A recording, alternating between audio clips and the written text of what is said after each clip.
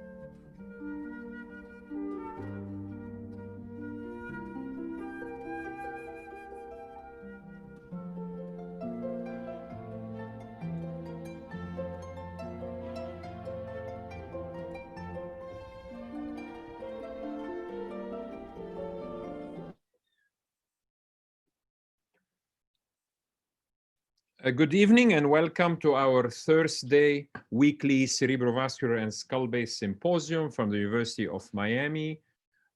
This is session number 17 in a row on September 10, 2020. My name is Jacques Morcos, professor and co-chair of the Department of Neurosurgery, director of cerebrovascular and skull-based surgery.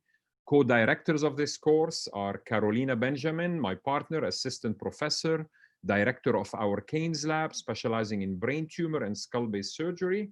Dr. Michael Ivan, assistant professor, director of research of the Brain Tumor Initiative and specializing in brain tumor, skull-based and epilepsy surgery, as well as my two endovascular, open vascular partners, Bobby Stark and Eric Peterson, co-directors of endovascular.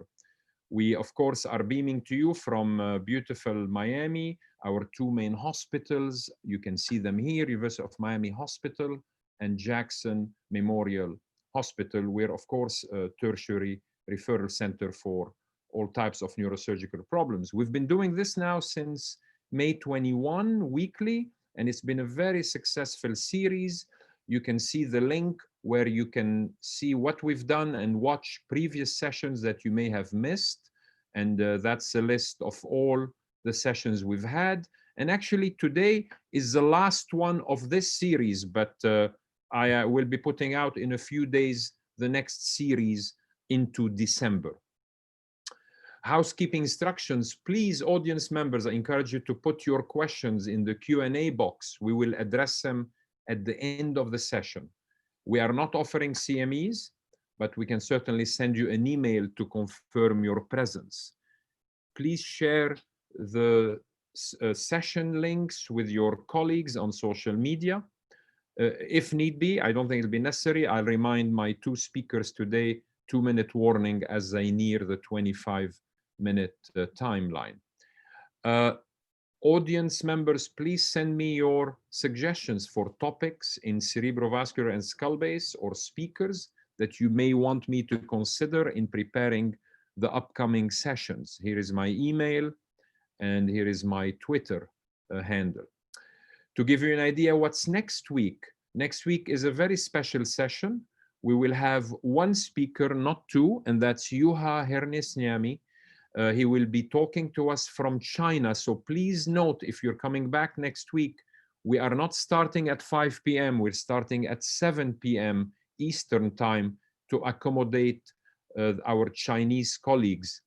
Ben Zhu, his partner, will be doing simultaneous translation of Dr. Hernesniemi's talk from English to Chinese for all our Chinese colleagues to participate. They're 12 hours ahead. And the panelists will be Ketan Bulsara, Adib Abla, and Ziad Haj. And it will be a 1-hour talk on microsurgery for aneurysms, his extensive experience, and where he sees the future for microsurgical aneurysm treatment. So please join us next week, Thursday at 7 p.m. Eastern Time. As you know, along parallel to these Thursday lectures, we have Dr. Mike Ivan, my partner, has been holding a very successful Wednesday series of the Miami Global Brain Tumor Symposium. And next week is John Lee from UPenn, who will talk about intraoperative molecular brain tumor imaging using near-infrared fluorophores, 5 p.m. next Wednesday. So don't miss that either. Many thanks to the team that makes it happen for these webinars, Ingrid, Roberto, Cristina, and particularly Ignacio, who runs this webinar and the Wednesday one every week. This is the link, again, to reach all that the University of Miami Department of Neurosurgery educational program has to offer. You can see the series of emails, Twitter accounts for the department, Instagram, and so forth. Feel free to connect with us. Let me introduce our panelists today before I introduce our speakers. To start with, my partner and co-director of this course will be today a panelist, Carolina Benjamin. It's been a great pleasure to have Carolina, who joined our department a year ago, having graduated from NYU and done a fellowship with Doug Gonziolka in radiosurgery and with Chandra Sen in skull-based surgery. And it's been tremendous to have Carolina. It's been almost exactly a year now that she's been with us, and she will be discussing Chordoma case today. Jose Lendero, my friend for more than at least 20 years, professor and head of neurosurgery at Universidade Federal Fluminense in Rio de Janeiro, a spectacular skull-based surgeon and colleague and great educator for many years. Thanks, Jose, for joining us. Eric Mellon, my colleague here in radiation oncology, assistant professor of radiation oncology, and participant in our weekly, what we call the MOBS conference. We have a multidisciplinary skull-based conference, very successful, that I started more than 10 years ago. And Eric, we've learned a lot from Eric on all aspects of radiation oncology, particularly for the skull base. And he's a tremendous fund of knowledge, and it's fantastic that he's joining us today to discuss radiation oncological aspects of chordomas. And last but certainly not least, again, a friend for many, many years, Gela Rezade, professor of surgery. And if we could clap for you, Gelare, we would, because we want to congratulate you for very recently being named the new chair of neurosurgery at University of Toronto. A new era is beginning in Toronto, and I, as many others who know you, are extremely proud of you and happy for you, and it's certainly highly deserved. And Gelare will again talk to us as a panelist later today. On to the speakers. Sebastian Frolic, who again I have known for at least 15 years. Sebastian did his MD University of Strasbourg in '96, residency there finished in '02, and did 2 fellowships, one in skull-based research, University of Cincinnati, with Van Loveren, John Tu, and Keller in 2000. He went back to do a clinical fellowship 2006 with Theodosopoulos, Tu, and Keller. He is, I believe, the youngest neurosurgeon, professor in neurosurgery in France. He'll correct me if I'm wrong. He became professor in 2011, University of Diderot, professor, University of Strasbourg from '02 to 2011.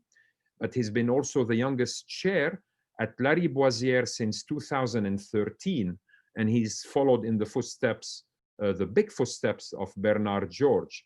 And Sebastian is simply a phenomenal skull-based surgeon, both open and endoscopic and cerebrovascular, and also a spectacular educator. He's been holding fantastic sessions at the IRCAD in teaching cadaveric dissections. He's really the consummate researcher, skull-based surgeon, an educator, and you will see in a second from his presentation why he is here today. And Jim Evans is our other speaker today. I've known Jim many years. Jim is professor of neurosurgery and otolaryngology, chief of brain tumor division, director of cranial base and pituitary surgery at Jefferson in Philadelphia.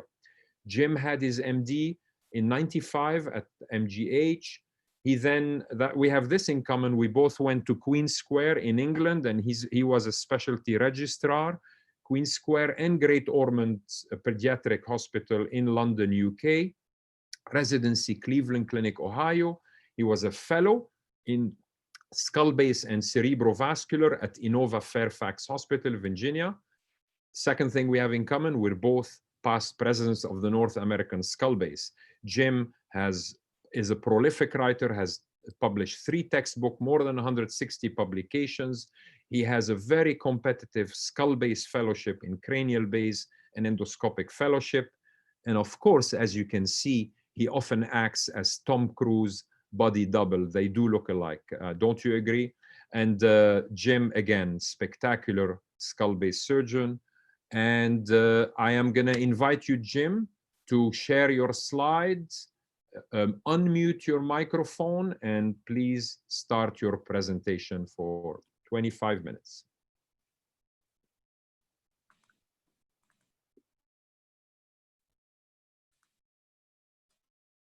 Okay, can you hear me okay?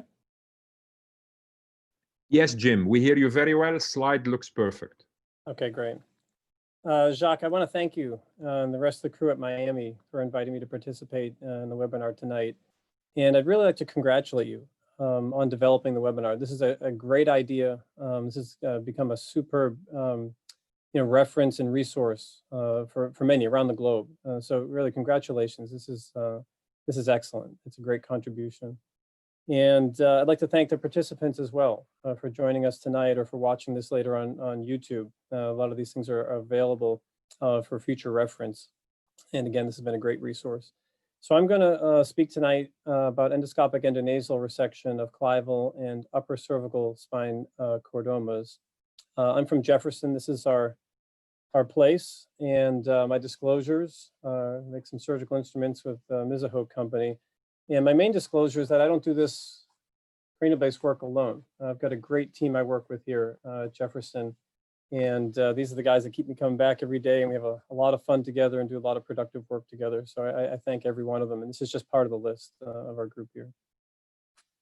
So by way of introduction, chordomas are rare. We know that. There are some breakthroughs and some great research being done on them, but still a great deal to learn about these tumors. They're very challenging.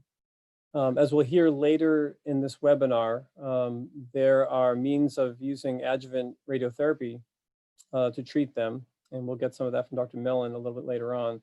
And of course, there are some newer targets for these tumors, but still, surgical resection is by far the most important prognostic factor for outcomes with these tumors. We know that the first time is the best time. And to achieve the best resection, sometimes this is done by a single surgical approach. It may be done by a combined surgical approach, or maybe staged. Chordomas, as you're aware, are often in the clivus or sacrum, but also a great number occur in the mobile spine. Clival chordomas tend to occur in the midline.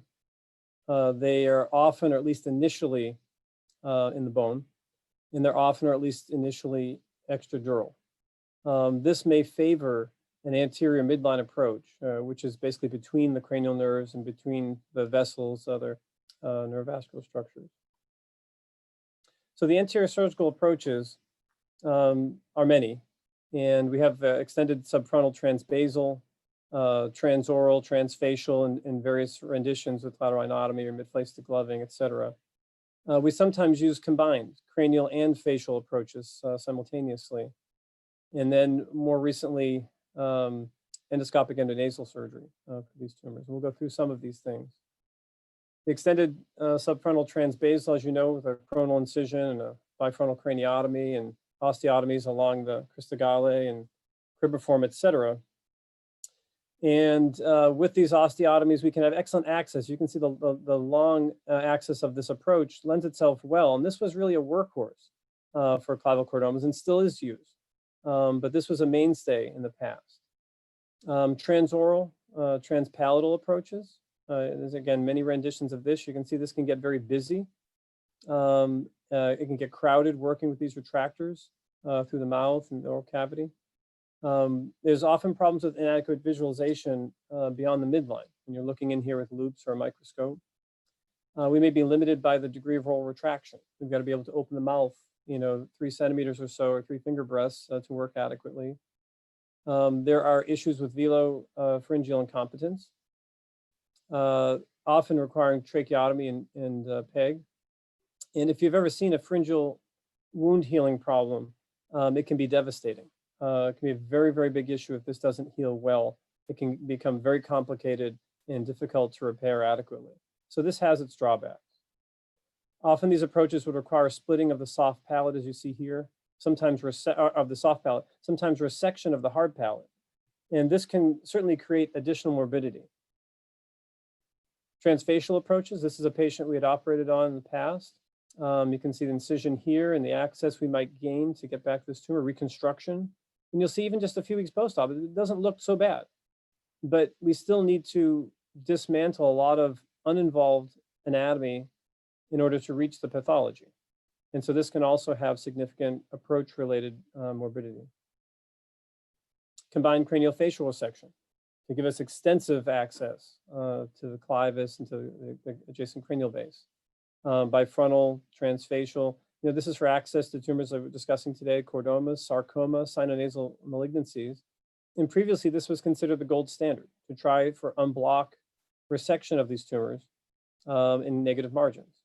And we know even as late as 2005 with Ganley's report that there's a high complication rate, up to 33% in that series, and significant approach-related morbidity in order to dismantle the face, et cetera, to try to achieve unblock resection. This is us, myself, and one of my former fellows doing just that. Combined craniofacial, in this case, we're using endoscopic combined with open transcranial for resection of a chordoma. The lateral approaches are very important, sometimes used as combined or staged with the anterior approaches, depending on the tumor location. Certainly COZ, FTOZ, anterior transpetrosal, subtemporal and infratemporal fossa, posterior transpetrosal, and naturally the far lateral, extreme lateral transcondylar. And this is very important for chordomas that extend laterally, lateral to the cranial nerves, lateral to the internal carotid arteries, cavernous sinus, jugular bulb, et cetera. So these are very important. Endoscopic endonasal transclival approach. So this allows excellent access to the clivus. The mainstay of this is that you're able to work between the cranial nerves, internal carotid arteries, cavernous sinus, orbital apex, et cetera, for access to the clivus. This is basically an extension of our very familiar transnasal endoscopic approaches to the sphenoid, like you would for a pituitary tumor or more common surgery. We may have improved access to lesions that involve both the clivus and the upper cervical spine. And this is a little more common than I realized when I was in training, when I first went into practice. And there are tumors that involve both these regions. I'll show you some examples as we go along. There's less or maybe no retraction. You might argue it's less invasive. I think probably less destructive, certainly of normal anatomy. This would be the sort of approach you would have from a microscopic transoral approach, opening the mouth, putting a retractor, and reaching into this region where you can have good access to C2, but limited access to the clivus. If you were to resect the soft palate or split the soft palate and resect hard palate, as you can see here, you can extend up higher. It's still very challenging to have adequate access to the clivus by most transoral approaches, or certainly by microscopic approaches. The endoscopic transnasal approach gives us a broad view. We can have access down, and it's debatable how low you can reach. We'll talk about that, I think, later, but you can get down to the upper cervical spine. You can have access all the way up to the dorsum sella. And with angled endoscopes and angled instruments, this can be broadened. So our access, again, from the dorsum sella down to the C-spine. Some limitations, lateral limits, cranial nerves. So we mentioned a minute ago, the arterial structures like the carotid artery or vertebral arteries. Venous structures, cavernous sinus, jugular bulb. We can work beyond these structures. We can reach these areas, but can you adequately remove tumor and remove bony involvement and do so safely around these structures? It can be limiting, even in good and skilled hands. But we can work beyond this. The idea is we try to limit the basic premise of working across critical neurovascular structures if possible. Repairs. We need to consider things like intradural extension. These tumors, certainly when they're recurrent or progressive, can be intradural. And we've got to be able to repair these openings in order to prevent cerebrospinal fluid leakage. And these repairs need to be able to withstand the high doses of radiation that are going to come. Same with carotid exposure. You've got to be able to cover the carotid, not leave it exposed. It's got to be able to be protected, but also, again, to withstand radiation. Whether you preserve or raise a nasal septal flap. In the beginning, we didn't have these before the flap was resurrected. We didn't utilize flaps, but then we needed to have a way to preserve them, to utilize them if necessary, if the tumor does go intradural or if we breach the dura. And if we're not going to use them in order, we need to at least be able to preserve the pedicle for future use. Our OR setup, we tend to stand across from one another. There's sort of two camps, some that stand on the same side and some across. We find this is more ergonomic, certainly for a left or right-handed person, and certainly for working in different angles through the nose or through the oral cavity. This is one of our suites and how we might work with this multitude of screens that make it a bit more ergonomic for your neck like this. Looking across the screen here, and he's able to comfortably look across there. And you can see we can very efficiently use this reasonably small space. We use intraoperative navigation. This is a mask, LED mask-based navigation. We do not fix the head. I'd like to have the head mobile so that I can reposition during surgery depending what direction we're going in. So invariably, we don't fix the head in pins. Certainly, you need adjuncts, neurophysiological monitoring to monitor the cranial nerves, especially the 6th and 12th nerves in this case, but cranial nerves in general, perfusion, SCPs, et cetera, and microdoppler probe to identify vascular structure. So just a few examples, kind of from small to large, or easy to more complex, I guess, of chordomas. So this is a simple thing, Ecordosis Physilifera. It's considered a benign notochordal remnant. As you know, this will sit just in front of the pons, or at the posterior aspect of the clivus. These will be hyperintense on T2 and usually non-enhancing. These are rarely symptomatic. These can just be followed as long as you're certain that something along this line, this T2 hyperintensity, or if anything was a little more extensive than that, if you can be sure that's not an intradural chordoma, which is a different animal, typically. But this ecordosis is something that just can be followed. There's often erosion of the posterior aspect of the clivus, as you can see here, and T2 hyperintense, as you can see here. This is pretty classical appearance. This is a different but related condition, benign notochordal cell tumor. This is distinguished by the fact that it's encased in bone. This occurs down the spine as well, but in this case, you'll see this one sitting in the clivus. These will typically have a very sclerotic appearance surrounding them, as you can see in this CT scan. Again, typically entirely encased within the bone. They'll be T2 hyperintense, and they will have usually no enhancement. If anything, very, very peripheral, but usually no enhancement. So this can be distinguished and can be followed. Doesn't necessarily need to be operated. This is in distinction to this tumor. This is a very small clival chordoma. As you can see here, it's eroded the bone. You see marrow replacement. This is a small gift that I got from my colleague Mark Rosen last Christmas. A very straightforward operation to remove a tumor like this. This is our illustrator's cartoon of how we might work through the nose. Straight endoscope and instruments to access this tumor for removal. And this is what it might look like face on, looking into the sphenoid sinus with the clivus drilled and this sort of cartoon of clean bony margin. This is a bit more extensive cartoon where you see a tumor that's a bit larger, may or may not have intradural extension pushing back against the brainstem, involving more of the clivus, more typical kind of appearance. And an example of that This is a patient that presented to us back in 2005. This is back before we were using nasal septal flaps, before that was, again, resurrected. The flap goes back part of the 50s, as most of you know, but it was resurrected for use in endonasal surgery about 2006 or 7.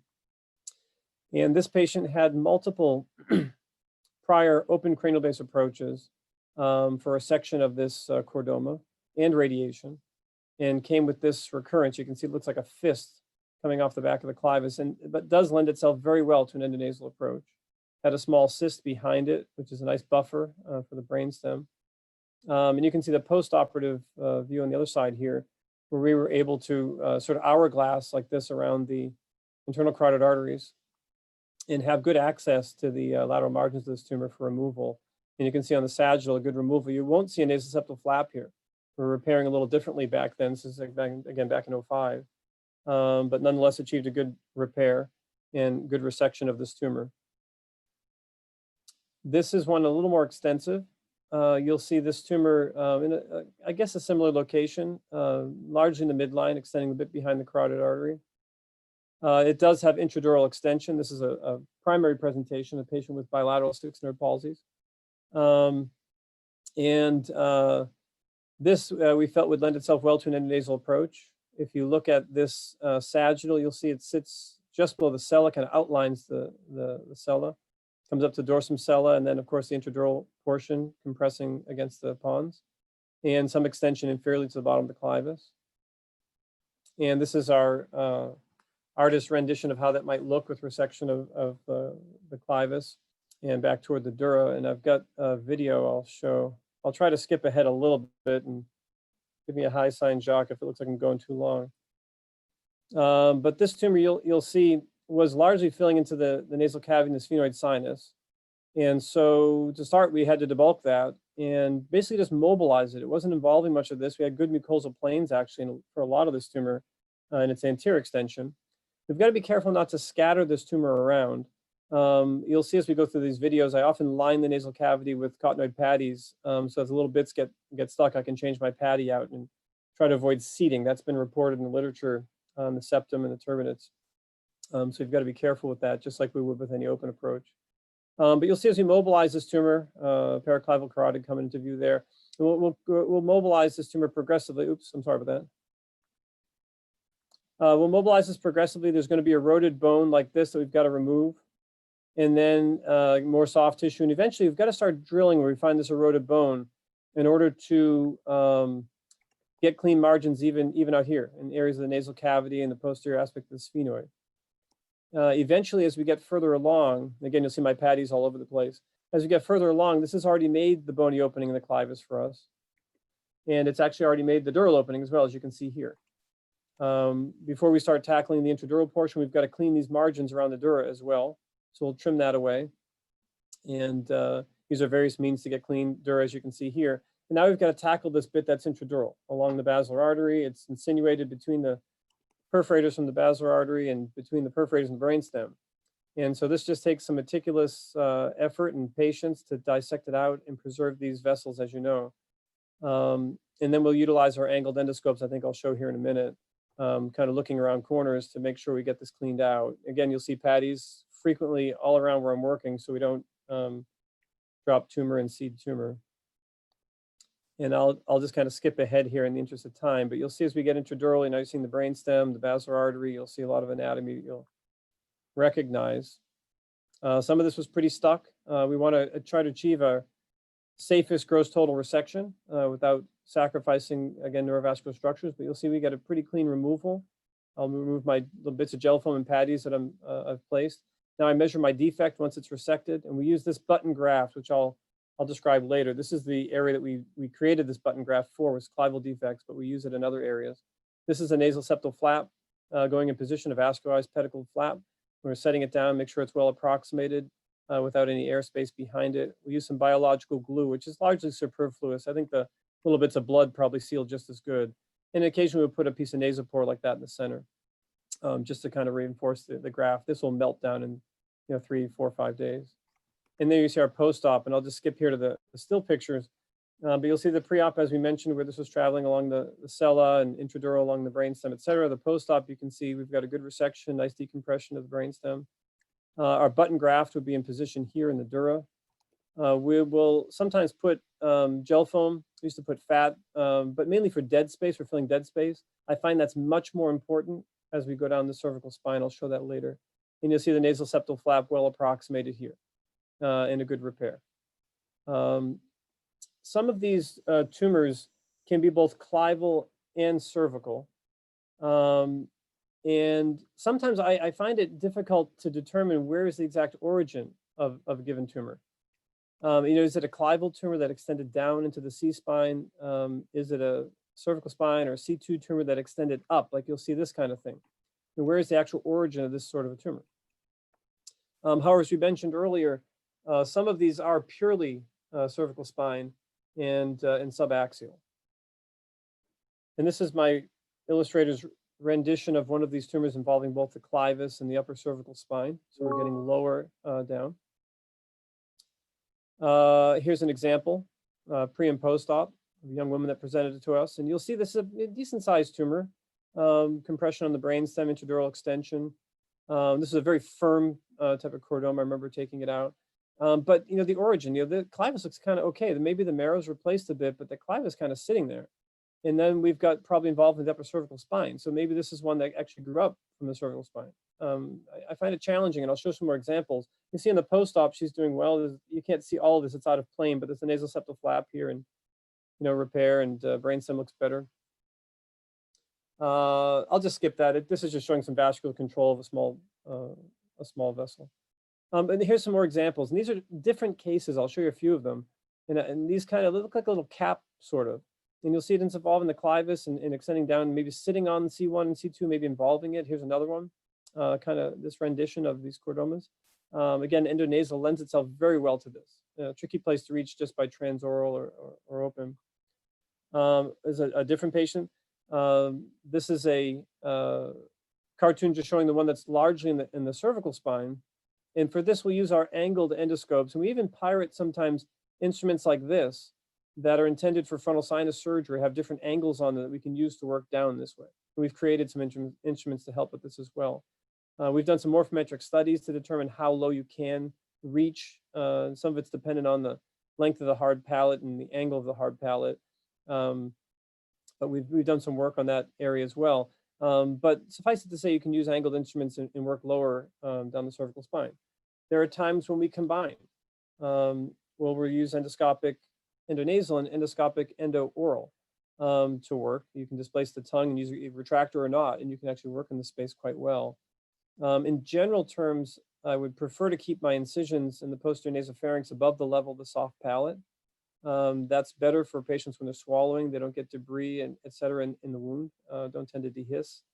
As long as you don't lose volume in this region, the soft palate can come in apposition to the posterior nasopharynx. You can avoid things like velopharyngeal incompetence and hypernasal speech and nasal regurg and those kind of problems.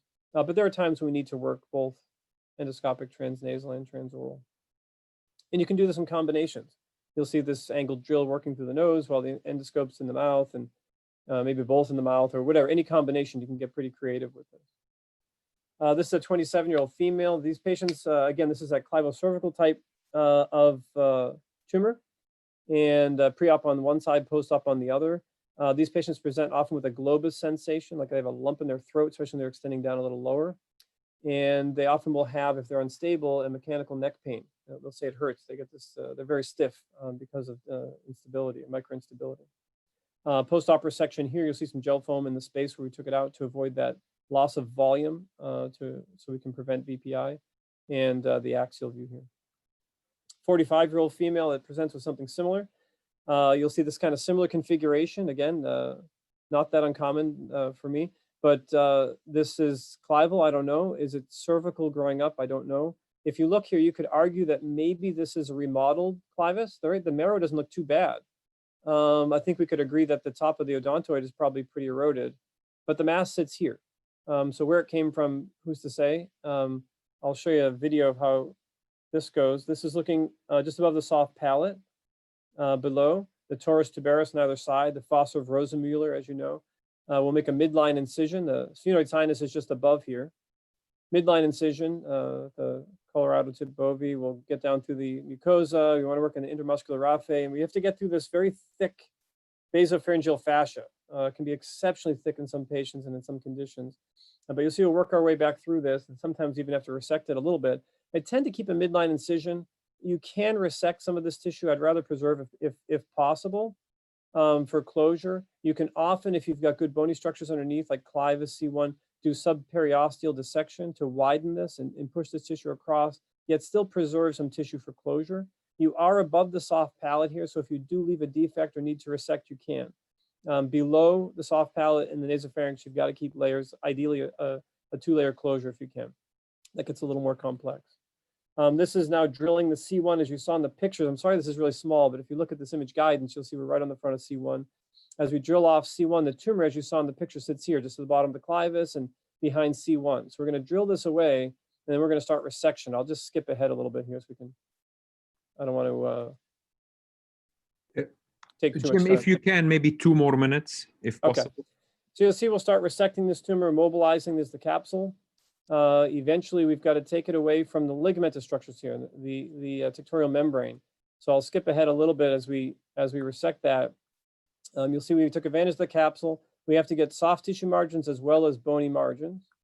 You'll see as we're removing that tumor, eventually we'll punctuate the soft tissue margins. We've drilled the bony margins. And then we've got to resect this membrane where it was adherent. You'll see that'll come clean in a second. And that's remove some gel foam and flow seal for the dead space.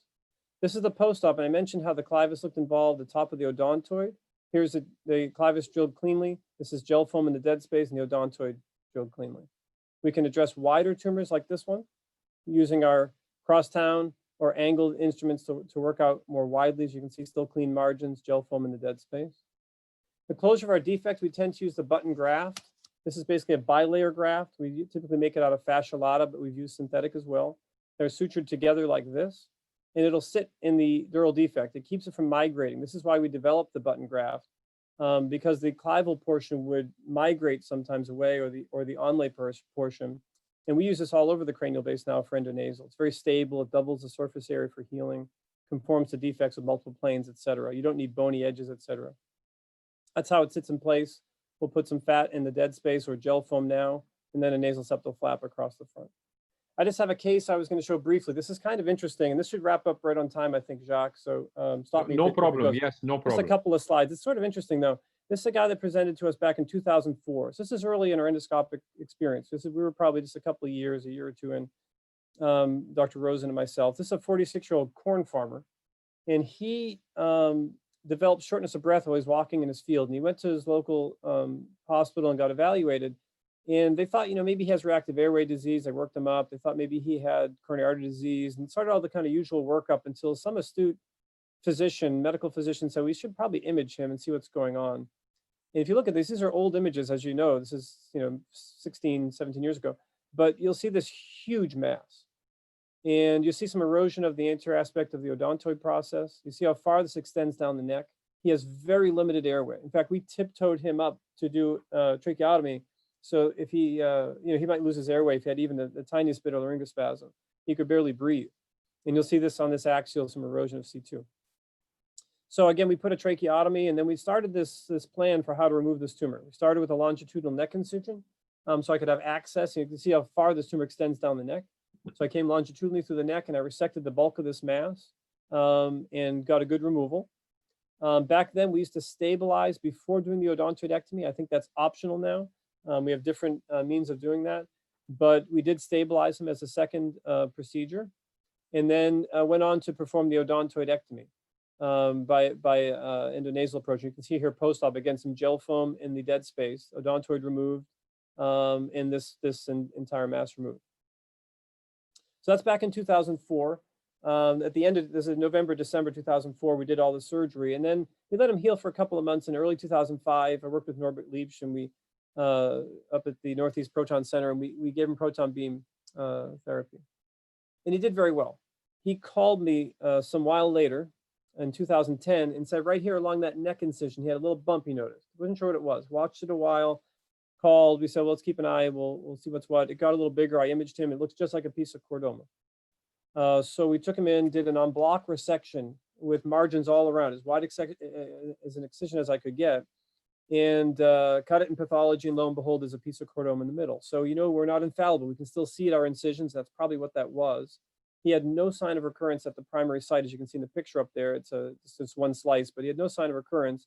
We sort of discussed quite a bit about it and decided he doesn't need any further therapy. We're not going to put him through radiotherapy or any other treatments. Things look clean. Let's just go with that was one little seed. So he called me in 2014. Now we're 10 years after surgery or longer. And he said, I have this bump on my elbow. And so I thought, well, I'm out. I don't think that's me, but let's see what happens with it. And he said, this bump's getting bigger on my elbow. So same kind of scenario. We, it was in the soft tissue in the muscle near his elbow. We imaged it, looked like a piece of chordoma, eventually resected it. And it turns out there's a little piece of chordoma growing in the soft tissue of his elbow. And I'm pretty sure I didn't see that one directly from my incision, but it's thought that potentially you can spill a few cells into the bloodstream and they can set up. And there's been others, there's another person reported one that was in the lower extremity, I think it was in the Achilles, of a little piece of chordoma that grew. And so it's probably thought that some of this is at the time of resection and can turn up later. He still has no evidence of disease at the primary site. Both of these sites were resected. We agreed with the whole team that we would continue with just surveillance. And now he's out 16 years or so, with no evidence of recurrent disease, but those two flukes. One that I think we're responsible for, and the other one that probably happened during resection or traveled somehow. So just an interesting thing if you ever see a case like that. He's still doing quite well, fortunately. Thanks so much. I appreciate your inviting me to speak today. I'm happy to take questions or do them later. And we'll go on to Sebastian. Thank you very much, Jim. Yeah, that last case is fascinating. Yeah, if you could stop sharing your slides, Jim, and then Sebastian, unmute your microphone and share yours.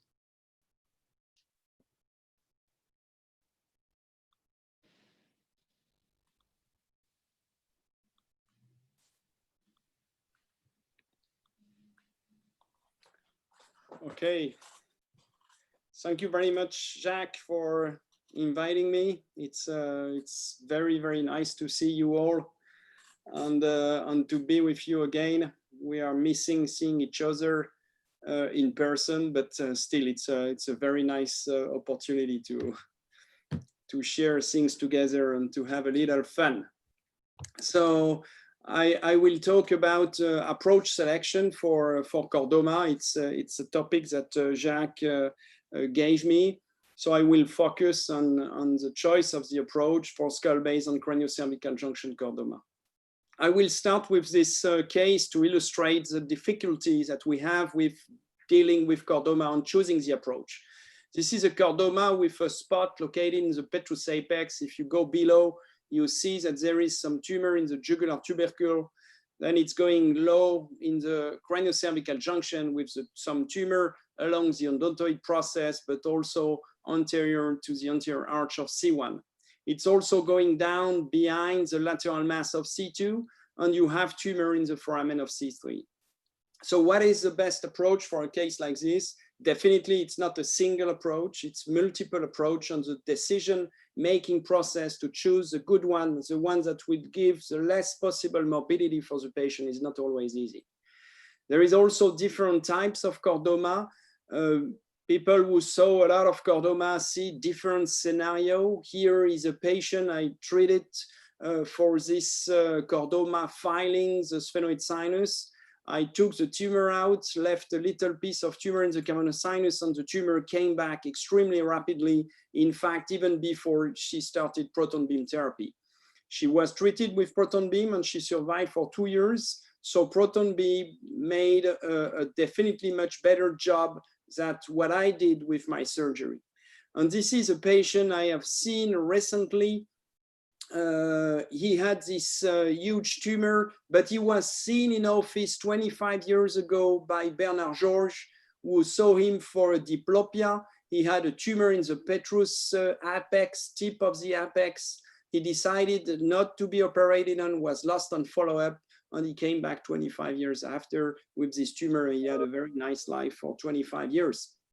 So different tumors, different behavior, and we have to adjust the strategy, the aggressiveness of the strategy also according to these features, the biology of the tumor. It's not always easy to have prognosis factor to tell us if we are facing a very aggressive tumor or not. So our experience started with Bernard Georges. We have now 260 cases, mainly skull-based craniocervical junction and cervical spine. So this is our series ending in 2018. One characteristic of our series is what 50% of our patient was treated before, operated before coming to us, which makes the surgery more difficult in those patients with a chance of complete resection much lower. So it's definitely a loss of chance for those patients to have an inadequate surgical treatment before with an incomplete resection. Most of those patients are referred to us by the proton beam therapy center who cannot treat those patients adequately because there is still, for example, a brainstem compression. Most of our patients are treated after by proton beam. We are working with the proton therapy team in Paris. Extent of resection is a well-known prognosis factor, and we have the same results and other in our series. It's a very important prognosis factor. The fact that patients have been treated before is definitely a disadvantage for the teams that have to treat those patients, especially if they have been treated before with radiation therapy alone. This has been shown by others, and I really enjoyed this series from MD Anderson showing that being inadequately treated in an institution that is not experienced with skull-based surgery before is definitely a disadvantage for the patient. Craniocervical junction chordoma are doing worse. It's a more complex lesion to treat because there is infiltration of the soft tissue. This is probably one reason, and the patient are doing worse. Achieving a complete resection in those big tumors is difficult. Approach selection process, as I said, is not always easy. It has changed over the year. This is the percentage of each approach we have been using for chordoma. In this period of time before 99, you see that we were starting with endoscopic approach between 2000 2019. It was not an explosion, but we were using endoscopic much more. And you see that from 2010 and 2018, this is definitely our main approach for chordoma. It's a midline tumor. It makes a lot of sense to use endoscopic approach. We had a beautiful presentation from Jim, who has an outstanding experience with endoscopic endonasal. So I will base the choice of the approach on endoscopic endonasal technique. This is our series of patients from 2005, 2016. This is a time where we were extremely excited with endoscopic approach. So we were doing almost everything endoscopic endonasally, pushing the indication probably too far in some patients. Some patients with big tumor, we were using 2-stage. Most of the patients had surgery before, 20% had radiation therapy before, which make complete resection much more difficult in those patients who had a previous surgery before. You see that in this series, the CSF leak is not solved, and we had 18% of CSF leak in those patients. It's near the same rate for chordoma. I am talking only about chordomas, and other group like Pittsburgh who are treating a big number of chordoma. It's a different lesion to close. It's not the same closing a chordoma, recurrent chordoma, than closing a craniopharyngioma or tuberculum cellae meningioma. So we still do not have the solution for closing those big cases endoscopically, endonasally.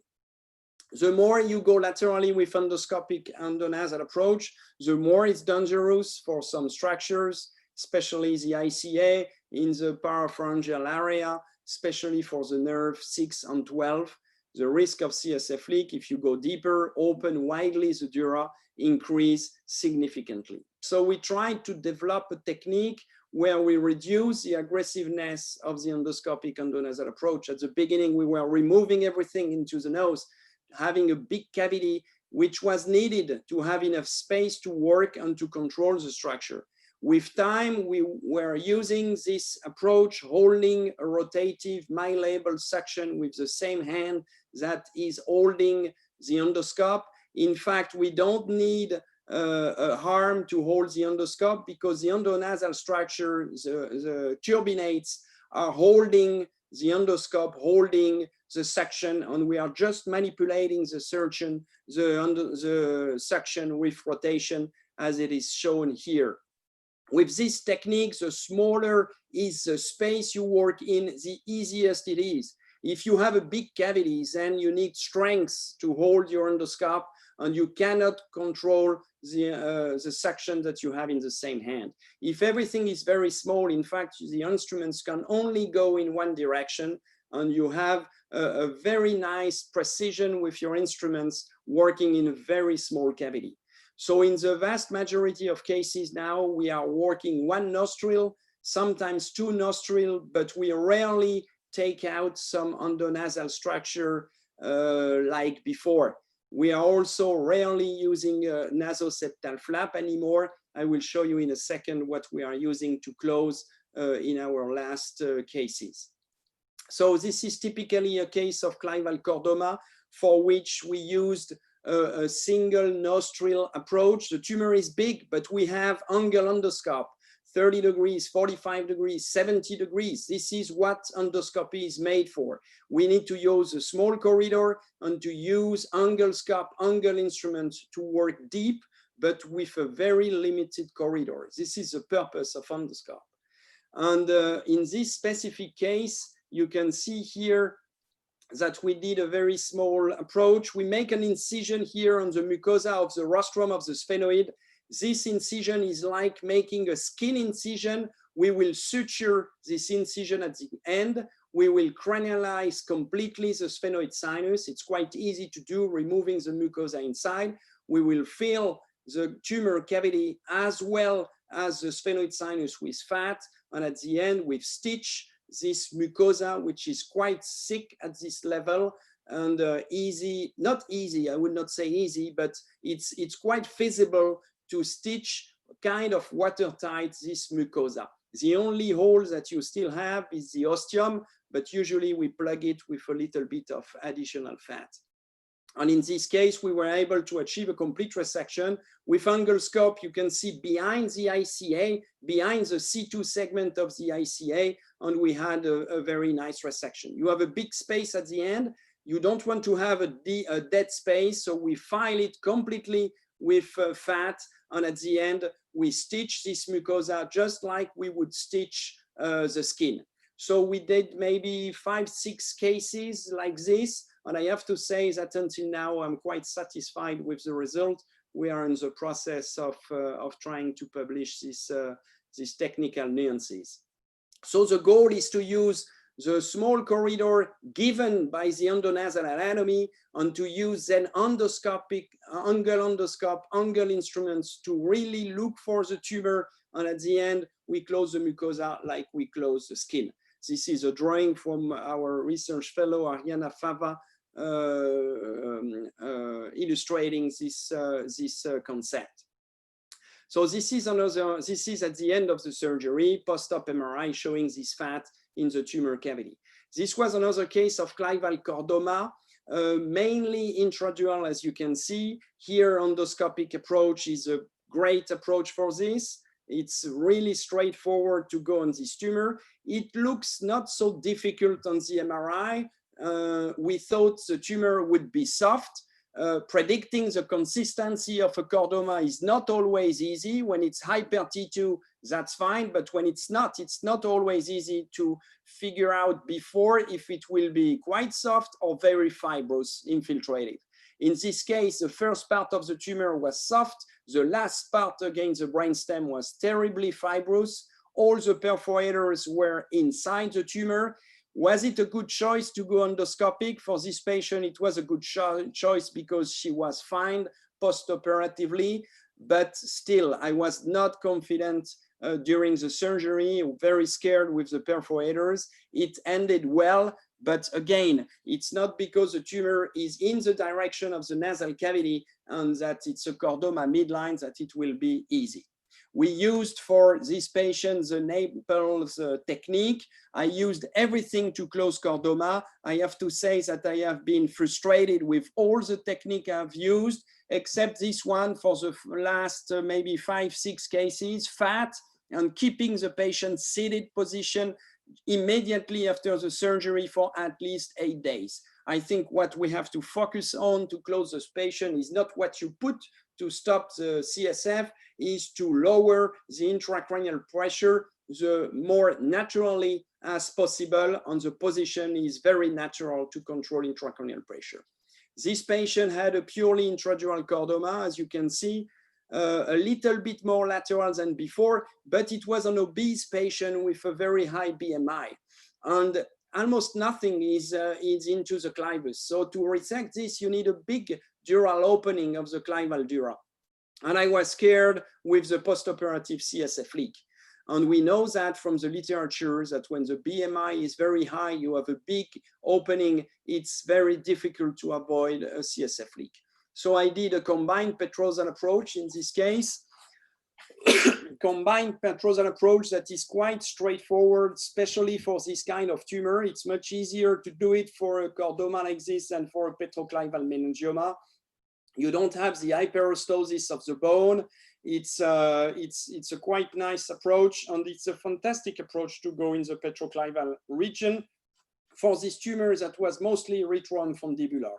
I was happy to go transcranially because you see that the relationship with the cranial nerve was not so easy, also with the brainstem and the vessels. And with this technique, I was able to achieve a complete resection with a very low risk of CSF leak if you close properly the middle ear. This is, I will skip this case because I will be running late. This is another case, very interesting one. It's similar to the previous one, but except that it's going in multiple compartments. You have extradural tumor in the camelosinus, petroclival region. You have a piece of tumor going quite up along the third nerve. My fear with this patient was the third nerve. If you lose the third in a young patient like this, it's like a non-functional eye for life. So the goal here, she was very little symptoms. It was a very slow growing tumor, very limited symptoms, just a slight diplopia, but not permanent. So here I decided to first resect with an endoscopic endonasal approach the camelosinus part of the tumor, and then to go transcranial for the rest of it, for the intradural part, especially for those parts that looks like very adherent to the brainstem, and this part going very high, close to the third nerve. What you have to do is to stop before having a leak when you go endoscopic endonasal and when you plan a second stage, because the goal of all this is also to avoid the CSF leak risk in a patient like this. So we did the first stage endoscopic endonasally, one nostril, and we resect everything that is extradural into the camelosinus, and we try to stop to define the hole where the tumor is going through the dura.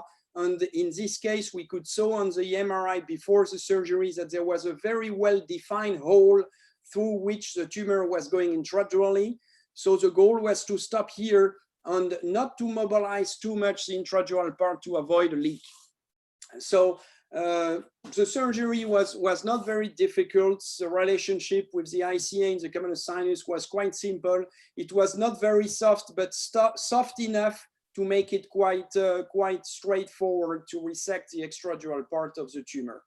At the end, we put some fat inside. We did the same techniques than before. We did not use a nasoseptal flap in this case. We had no leak, so we were quite confident. It was only one nasal sphenoid sinus in this case. We didn't open both sphenoid sinus, only one, to facilitate the closure. Second stage was to go transcranial. We did the same kind of mini combine. It's also a technique that we are working on now with a cosmetic mastoidectomy. And the same, very straightforward in a young patient like this without a meningioma. We worked in multiple directions through the posterior petrosal corridor, anterior petrosal corridor. This is the beauty of this approach. You can reach the tumor from different directions, and there was multiple compartments intradurally. I will skip the intradural work. We cut the tentorium. Here is fourth nerve. The most difficult part was the upper part of the tumor and the dissection of the tumor from the third nerve. But here I was extremely happy that I was transcranial and not endoscopic endonasally, where you usually tract and suck the tumor to take it out from the cranial nerve, especially if it's very deep. And this is what creates injury, I think, with the cranial nerve, this traction suction technique that you need when you go endoscopic endonasally. So here was a relationship with the third nerve here. It was extremely adherent and a little bit infiltrative to the tumor. At the end of the resection, we thought we had achieved a complete resection, and the patient ended up with no CSF leak and no morbidity because of the cranial nerve manipulation. And this is what you aim in a tumor like this. This is a case we did last week, similar tumor, but you see how deep this piece of tumor is going into the brainstem. For this type of infiltration into the brainstem, if you go transcranial, you will not have the good line of sight to take this tumor out. So even if it was similar to the case before, this one, we did it purely endoscopically, and it was great, in fact. And I have just a little piece of video that my fellow did, just to show you that, in fact, the tumor was not adherent to the brainstem, and we could take it out almost like a mushroom. The only piece that was inside the brainstem was this very tiny piece just next to these perforators. It was a little bit tricky to take it out, but at the end, it was the intradural resection was quite easy. So again, it's not always too easy to predict what it will be intradurally, but to avoid CSF leak, to have a better control of the cranial nerve when you have a big extension intradurally, considering transcranial approach or combined strategy, I think is a good plan. I will move to the craniocervical junction, chordoma. It's a different topic. Choice of the approach is also tough. I have to say that I am leaving less and less room for endoscopic endonasal approach because I was disappointed with the morbidity of the wide endoscopic endonasal approach for big tumors. For small one, I think it's still great, but you have limitation with endoscopic endonasal for craniocervical junction. It's deep. You need to resect normal tissue, mucosa, turbinate, pharyngeal muscle, especially if it's going laterally, even more if it's going into the condyle or jugular foramen. You sometimes need to resect a Eustachian tube. The risk for the ICA is significant. Risk for 12 is significant, especially for big tumor who already have a slight deficit before, and the CSF leak risk is not zero, and you need additional surgery to fix. So here is a perfect case for endoscopic endonasal, midline, very straightforward, no nasal morbidity. You just push the middle turbinate on the side a little bit, you flap, you're directly on the tumor. Recovery for the patient is perfect. So here there is no doubt that endoscopic endonasal approach is absolutely perfect. Quite straightforward surgery, but you need specific instruments.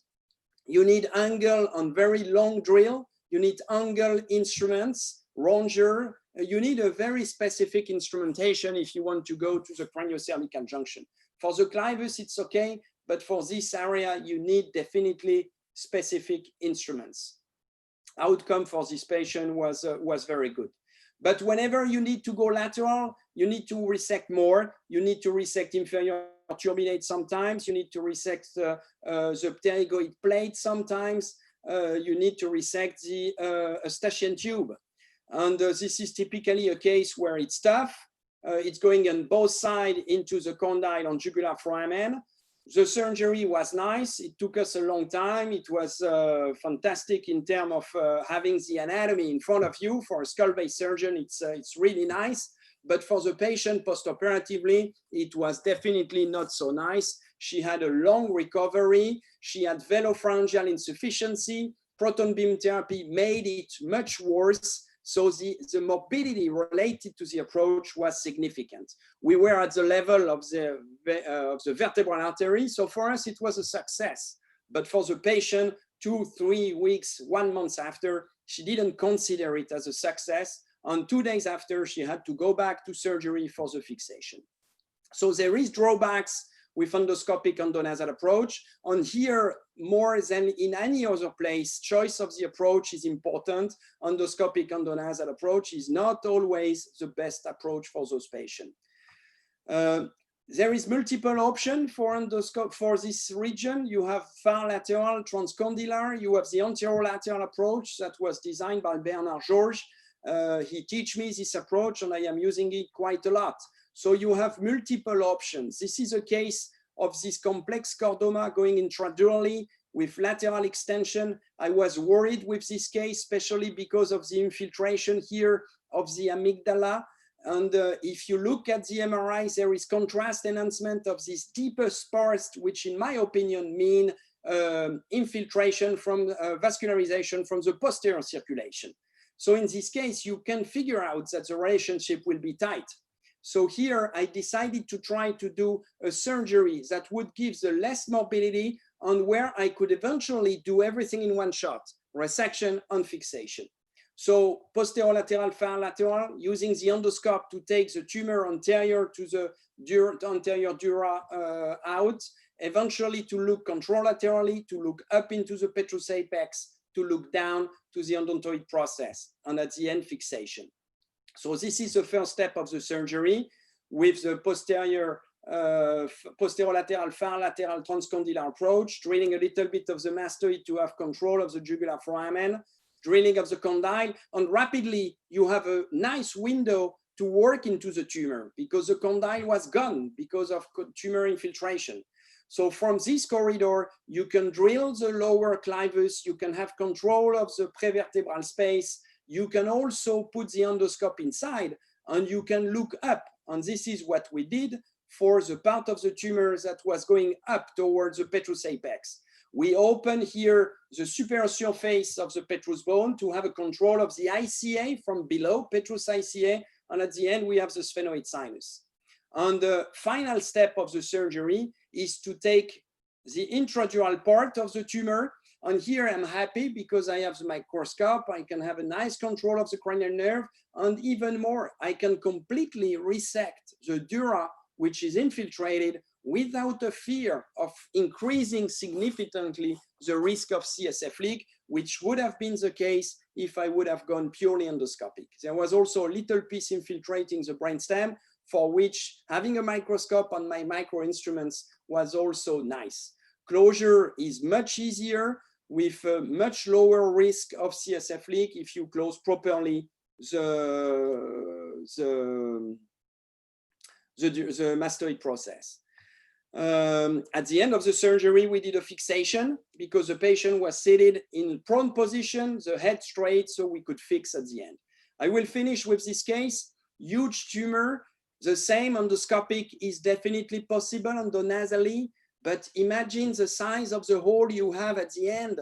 Imagine going laterally into the jugular foramen. This patient has bilateral 12. On one side, it's complete. On the other side, it's near complete, but he still have a little bit of 12 on one side.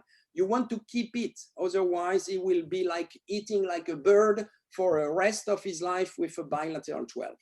So we want to try a little bit to try to keep this 12. So here did the same strategy, posterolateral, far lateral, transcondylar, using the endoscope to go to the opposite direction. And then it's a little bit more tricky. You need to study this anatomy in the lab because we are going to watch at the vertebral artery at the C2, C1 level from a perspective that is completely new.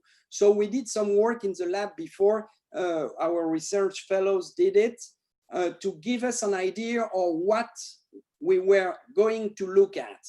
Once you're ready with this anatomy, we went with this far lateral transcondylar, transposition of the vertebral artery to use, to fully take advantage of the corridor of the condyle and being able to drill a little bit of the lateral mass of C1. Make sure once it's transposed that the vertebral artery is still working. Once I am in position, once I have exposed the condyle, I move the microscope to really look in front of the dural sac. And then you take everything you can with your microscope. It's quite easy for chordoma because most of the tumor was soft. You can suck it. There is not much risk of encountering something. You have a big volume to work in. And once it starts to be tough, then we use the endoscope. 30 degrees, 45 degrees, 70 degrees with curved instruments to really look for the tumor on the other side, contralateral condyle, contralateral jugular foramen, just like we would do it through the nose. We are used to go in deep space, narrow space with an endoscope, with endonasal surgery. We could do the same with the window, through the window given by the condyle on one side. We were able to achieve a near complete resection. The MRI looked fine, but the resection is never, in a case like this, complete, microscopically complete, but at least we had no contrast enhancement hyper T2 on the post-op MRI, and the patient recovered after a little while, but he recovered partially from 112, enough to be able to have a normal alimentation with a slight restriction. At the end of the surgery, big advantage in this case, risk of CSF leak is low, and you can fix the patient at the end of the surgery. He has everything in one stage. In some other cases, we use anterolateral approach. I will not show this case, but it's another option in a situation like this, where you see that the axis of the tumor is really from one lateral side to the other. The long axis is not from anterior to posterior, and here it's nice to come from the side. This is an approach that we use quite often for chordoma of the craniocervical junction. You can also go up between 12 on the jugular foramen or above the jugular foramen to the clivus using an endoscope. You have to be aware at the level of the craniocervical junction that the metals that you will use for fixation will be a difficulty for the radiation oncologist to plan proton beam therapy. So we now really take into account the proton beam therapy planning before scheduling the case. We bend the rods in order to have a field for proton beam therapy, or we delayed the fixation whenever we can after proton beam therapy. So chordoma is rare. It's 60 new cases per year in France. I don't know how much it is in the US, but I guess it's probably around 150, 200 cases per year. I think it's typically a tumor that need to be treated with centers with experience with all types of skull-based approach, not only endoscopic and endonasal. And referral center, I think, is good for those very rare tumor. I want to acknowledge the work made by the Patient Association, Chordoma Foundation in the US and around the world. We have now a small French association, very important for the support of the patient facing this extremely rare disease. It's a teamwork. I have fantastic people working with me, make it easier on a daily basis in this tough French system that we have sometimes. So thank you very much. Thank you very much. Fantastic. Very nice talk, Sebastian, and Jim as well before.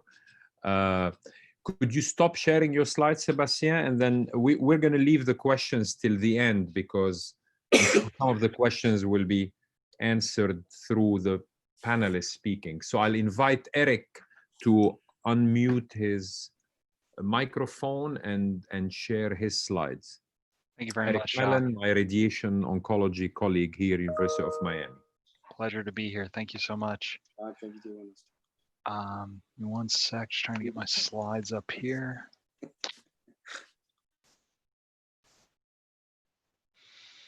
Let's see here. Nope, that's the presenter view.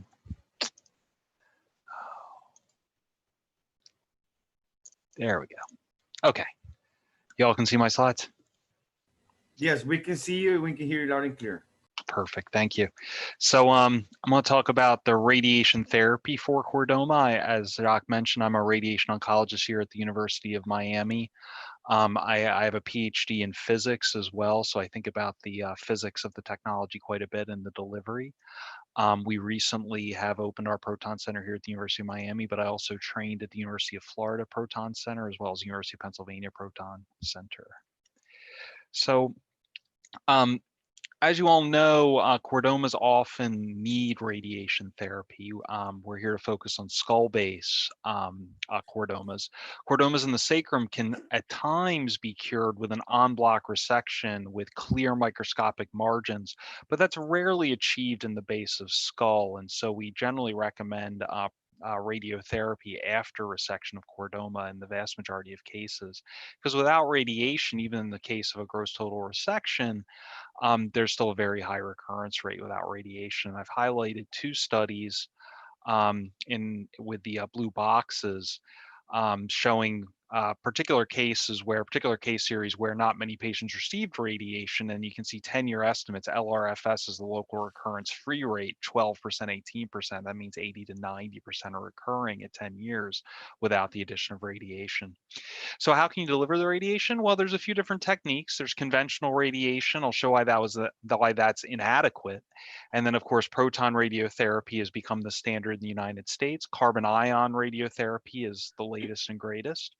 And well, greatest controversial, but it certainly has some good things I'll talk about.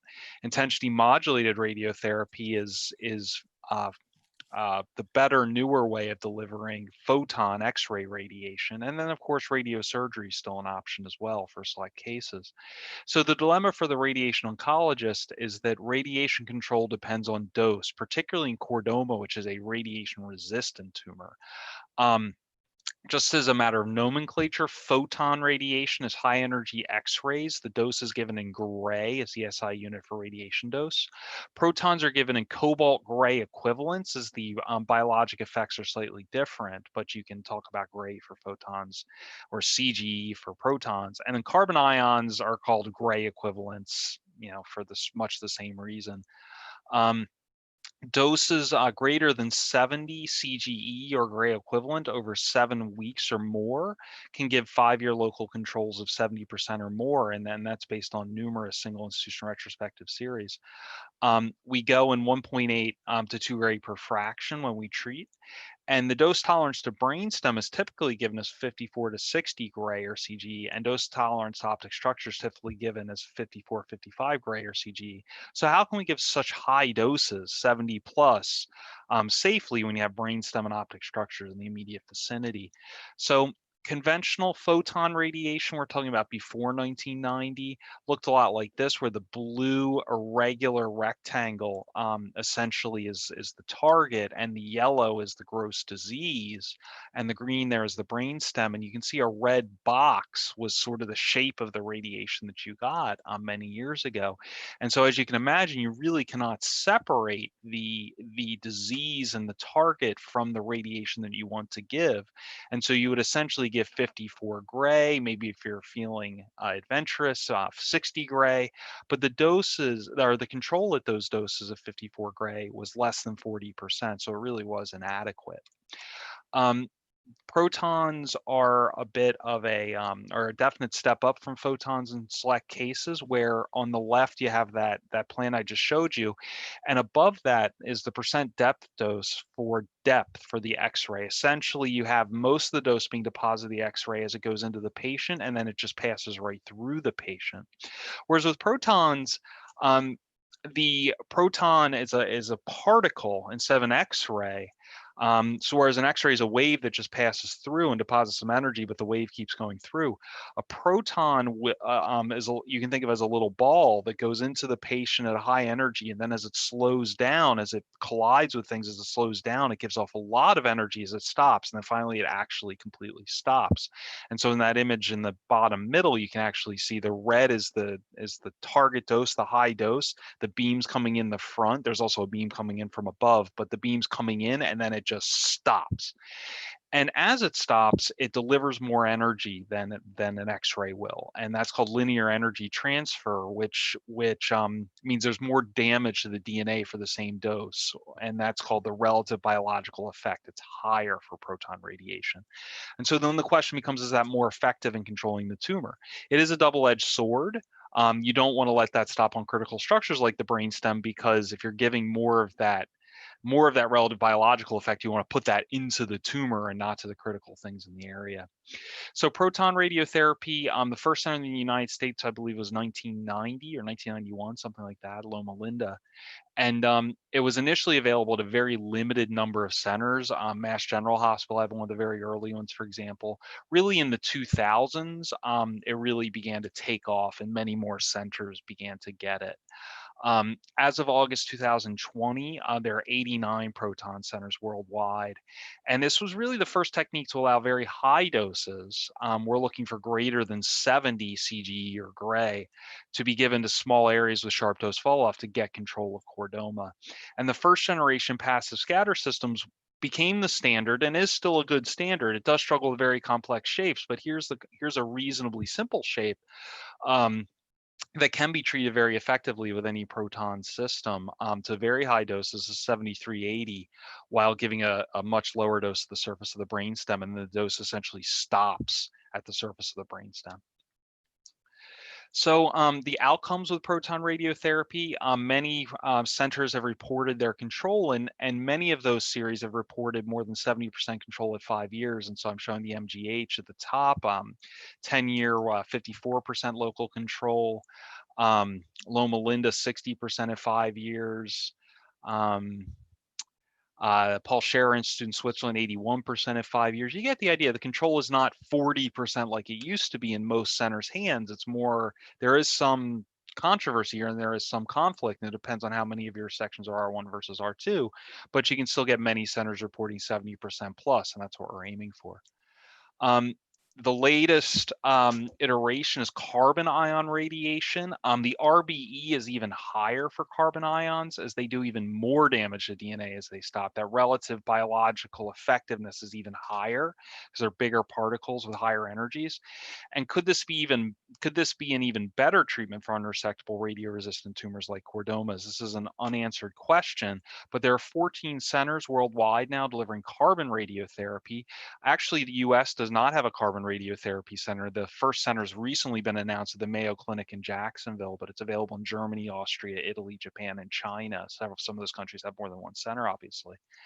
And it also gives a good dose distribution, much like protons, but since the RBE is even higher, we wonder if it's more effective. And this is a review of the available studies that just came out in the Journal of Neuro-Oncology in 2020, where chordoma is the red line, and at 5 years, the control is 80% in the 202 reported patients.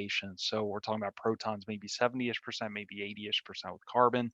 And there's an ongoing randomized trial in Heidelberg comparing proton and carbon ions for chordoma to try to figure this out. Coming back to X-rays or photon radiation therapy, IMRT, intensity modulated radiation therapy, the equipment to generate IMRT is widely available in first world countries. Those machines cost, on the order of $3 million, maybe even less, versus proton centers are tens of millions now. They used to be hundreds of millions, and carbon centers are hundreds of millions. So the delivery of the photons is getting better and better. And since you can now put in, this is an example plan on the right, since you can now put in 74 gray to this red oddly shaped target with the brainstem right there, and you can do that safely. There is some controversy about whether you really need protons or you need carbon ions to treat chordoma, or if you can just get away with IMRT. And certainly in low resource environments, this may be a reasonable approach. The main issue still being, though, that the expertise may not be there. The expertise tends to be concentrated at these particle centers. There are two generations of proton radiotherapy centers. The first generation of protons is called passive scattering. It did struggle with very complex shapes, and there's a picture of in the top right. Essentially, you could make certain shapes with something called a compensator, so you could make a somewhat irregular shape, but you're still limited to essentially sort of rectangular shapes that are sort of or boxy sorts of shapes with maybe some extensions or trim off of that. The latest generation of protons at the bottom is called active scanning or intensity modulated proton therapy, and it's called spot scanning. You can think of it, the little beams are coming in and sort of burning, and then you get another little beam that goes in and burns, and another little beam that goes in and burns, and then you can keep putting those spots in to fill whatever irregular shape you want. And so you can really deliver very complex shapes with IMPT. And it may be the best of both worlds, because both you get the very complex beam shaping and possibly the superior proton biological effects. And most US proton centers are either installing now IMPT systems. For example, the center at the University of Miami only does active scanning. It doesn't even do passive scattering.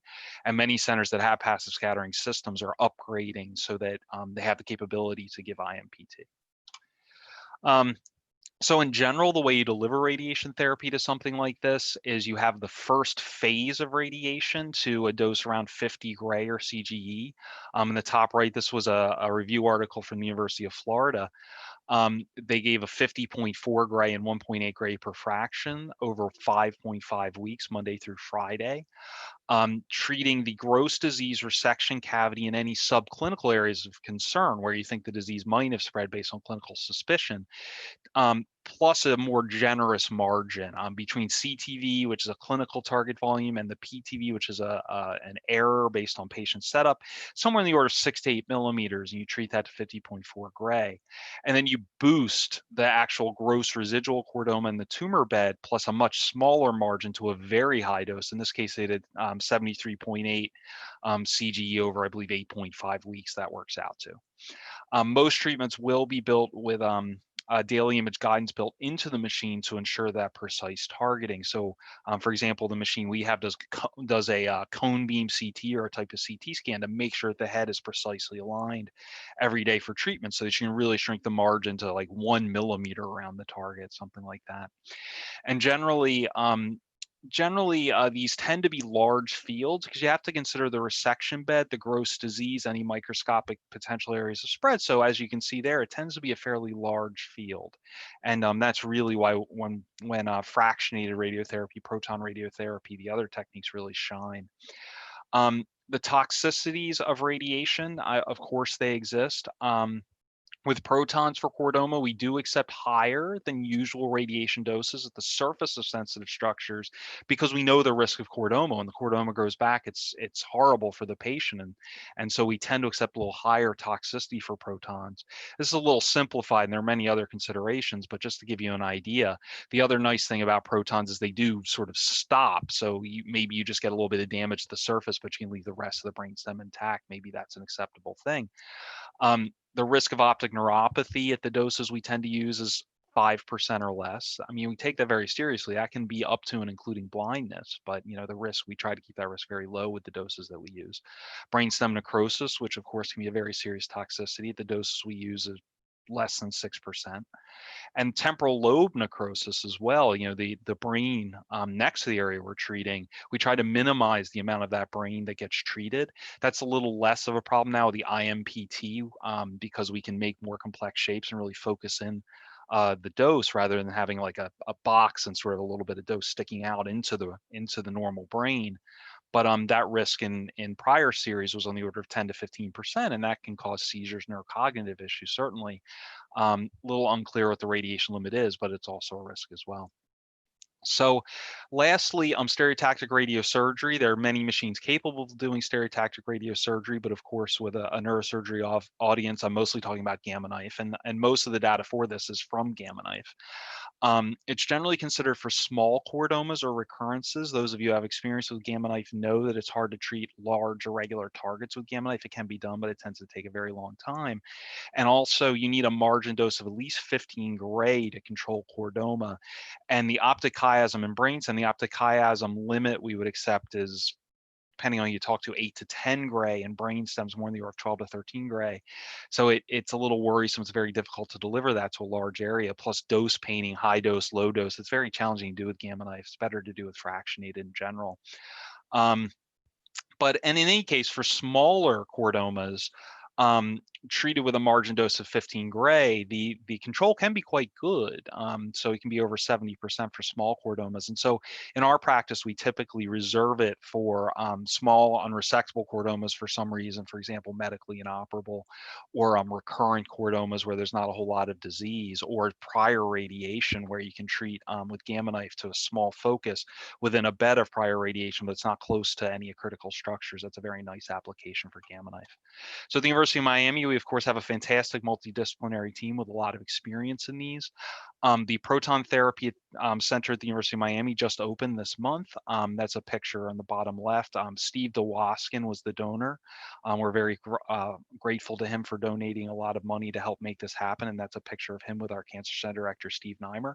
And on the right is a picture of our Gamma Knife Center as well. So we're looking forward to treating a lot more of these chordomas. In the past, we've referred most of these chordomas out to the University of Florida and other proton centers, but now we're very eager to treat more of these ourselves, and we have a lot of training among our radiation oncology group to do that. So if you have any questions, feel free to email me after the presentation, or happy to discuss at the end of the presentation as well. Thanks for your attention.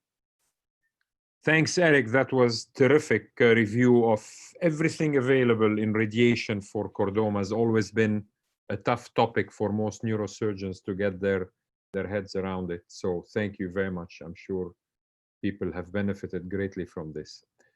Carolina, how about your turn? Upload your slides and unmute your microphone. All right. Hello, everybody. Thank you so much. Those are fantastic talks. And I just want to give a special congratulations to Dr. Zade, given being a young female faculty. That's really inspiring. And I'm incredibly proud, and I look forward to hearing more about it. So I'm Carolina Benjamin. I work with I have the honor of being Dr. Marcos's partner, and I started here about a year ago, like he mentioned.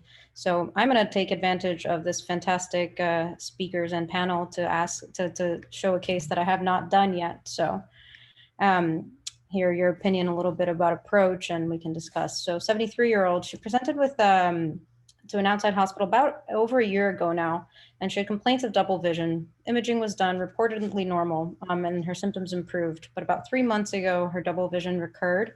She feels that it's worse now, and she feels slightly off balance. She can't tell if it's because of the vision. On exam, she really just has a complete 6-nerve palsy. All the other cranial nerves were intact. And you can see here, this is her imaging. And we see this T2 right lesion centered around the right petrous apex. And, pretty much extending, the IAC here is clear, but there is involvement of the lateral cavernous sinus, and there is some extension into the posterior fossa as well.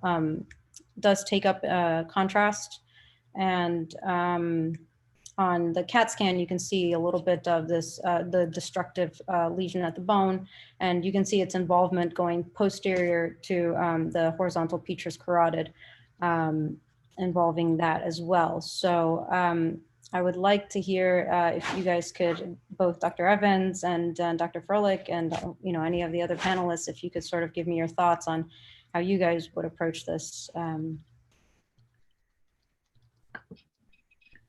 Jim, you want to pick it up first? Sure. So this is largely located not in the central corridor we talked about for endonasal, or being in sort of the sweet spot for endonasal.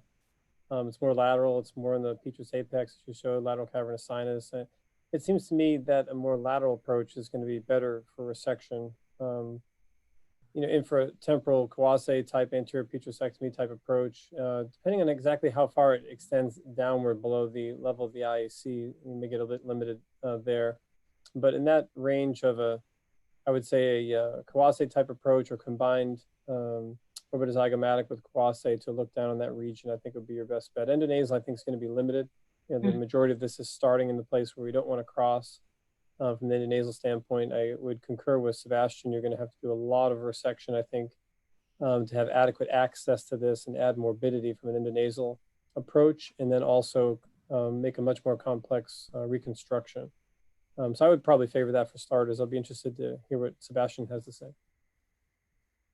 Before Sebastian answers, Jim, how about, do you use and do you like the contralateral endonasal approach going through the left, let's say left transmax, to get that more oblique view to the petrous apex? Is that something that you like to use? We've worked across town like that, Jacques, everywhere from the orbit, believe it or not, and going across the septum to get into the contralateral orbit at times as well. But I think, again, here, you do, I think, a lot of dismantling to access that particular tumor. I think it's a useful thing, that sort of hourglass concept, but using it largely in one direction.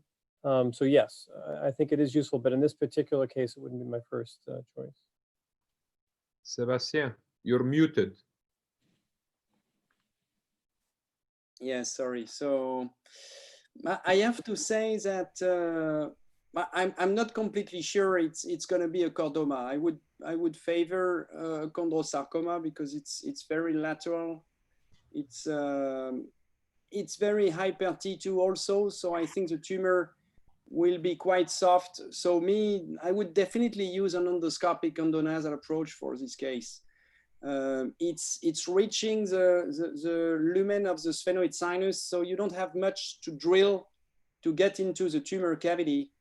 And I would use a contralateral endonasal approach. So I would go from the left side. I don't like this transmaxillary. I think you don't need it, because if you use an angle scope, 45 degrees, 70 degree scope, you have the same angulations that you would gain with going through the maxilla.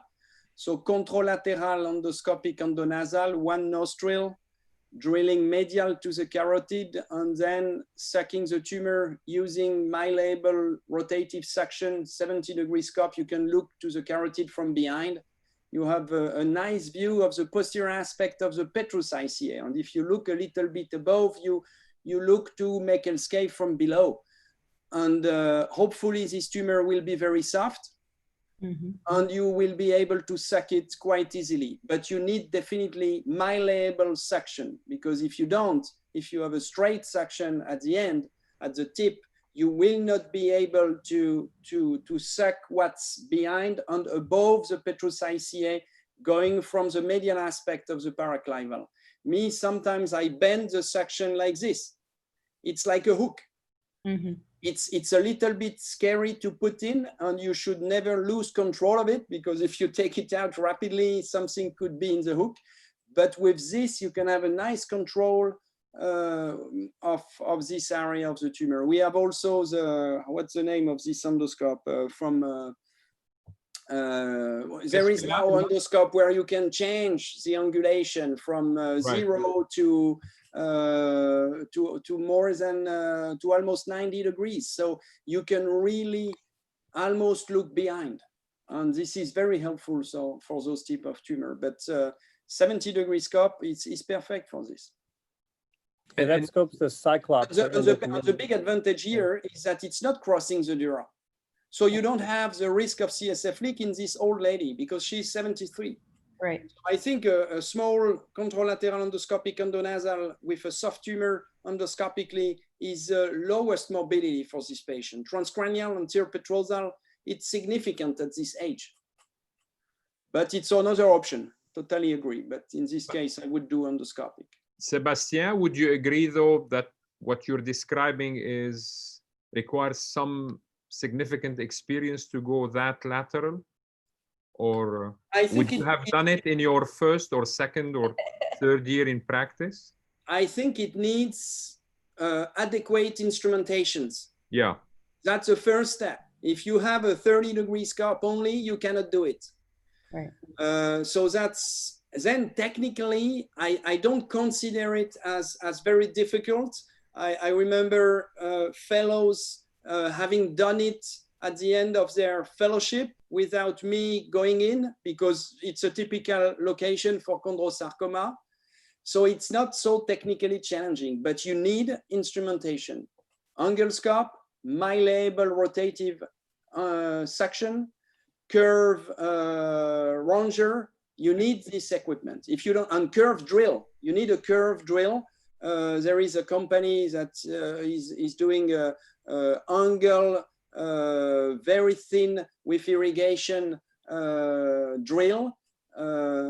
And this is what you need. If you don't have the adequate equipment, I completely agree. It's very challenging. And in fact, you cannot make it. You cannot go so lateral. You need transperigoid. You need to have control of the lacerum segment of the ICA. But it's a long time since I have used those techniques. You don't need it with those endoscopic tool. That's my opinion, my experience. Great. Along those lines, I guess there was a question from the audience that both of you can comment on about the placement of a lumbar drain. Dr. Evans, for the extradural approaches, do you use a lumbar drain, and also that, for, you know, if you get into the sphenoid there, if it prevents you from or allows you to deal with a postoperative CSF leak, or is that something that you only deal with if you do get a leak? So there's 2 points, I think. One would be if you're extradural, you're meaning to drain to decompress, to help you to work around these structures. From a nasal standpoint, I think that's less necessary. With the intradural tumor, that's a different story. So mainly we do not use lumbar drains. I think the big controversy, though, is this tumor, is the chordoma that's intradural. It's been challenging for all of us to get an adequate repair. And, but we're usually not fans of lumbar drain. In general terms, we tend to use nasal septal flap. I'm interested, Sebastian, you said you stopped using the nasal septal flap, or were not a fan. We tend to use it, and tend to shy away a bit from the lumbar drain typically. But I think this is the most challenging and problematic of all the tumors for repairs, no question, more than the chordoma and then the craniopharyngioma, and more than the tuberculum cell meningioma, et cetera. This location and this particular pathology is quite challenging, I would say. Me, in a case like this, I would definitely not use a lumbar drain because it's an extradural tumor. So I don't think there will be an intraoperative leak. When there is a leak, I am not using a lumbar drain anymore. I am focusing on positioning to control intracranial pressure instead of lumbar drain. Sebastian, so sorry to interrupt you. So you don't really accept the results of that randomized study from Pittsburgh on lumbar drainage? No. How it dramatically decreases the risk? No, I don't really follow it. I don't say I don't agree with it. It's a study, so you cannot disagree. But but I have to say that I have been disappointed with lumbar drain. In some cases it was useful. In some other, I had the feeling that it made it worse. So lumbar drain is very difficult, I think, to manage. I used lumbar drain with a shunt, with a valve system on the lumbar drain. This is what Masahiro Chin from Tokyo has described. I think it's very clever. And then it's easier for the nurse to control the flow from the lumbar drain. But I try to avoid it now. I think it's better to focus on pressure. If you have a patient seated 30, 45 degrees, starting from the operating table to the waking room, to the floor, it should be never strictly supine, but always 30 degrees minimum. On this for a week, the intracranial pressure is low enough to, I think, to avoid a leak with a big piece of fat. I was successful for 5-6 cases. It's not a series. Maybe in the next 2 or 3 cases, I will have 100% leak. So with dramatic pneumocephalus. Sorry, with the fat coming out from the nose, but until now it didn't happen. And Luigi Cavallo, who has described this technique, and I think he published it. He has more than 50 patients, and he has very good results with it. I Yeah, think he gave us a talk on a Wednesday. He discussed Yes. it well. Yeah. I think he has very good results, and it's very clever to focus on positioning on intracranial pressure instead of taking out CSF from a lumbar drain. Okay. Carolina, you want to discuss your case further, or should we move on to We Jose? can move on. Yeah, we're running. Yeah, we can move on. Yeah. Thank you, Carolina. You Thank want you, to guys. stop here? I'll let you guys know. Yes. Jose, could you please share your screen and show your case? Landero. And unmute your microphone.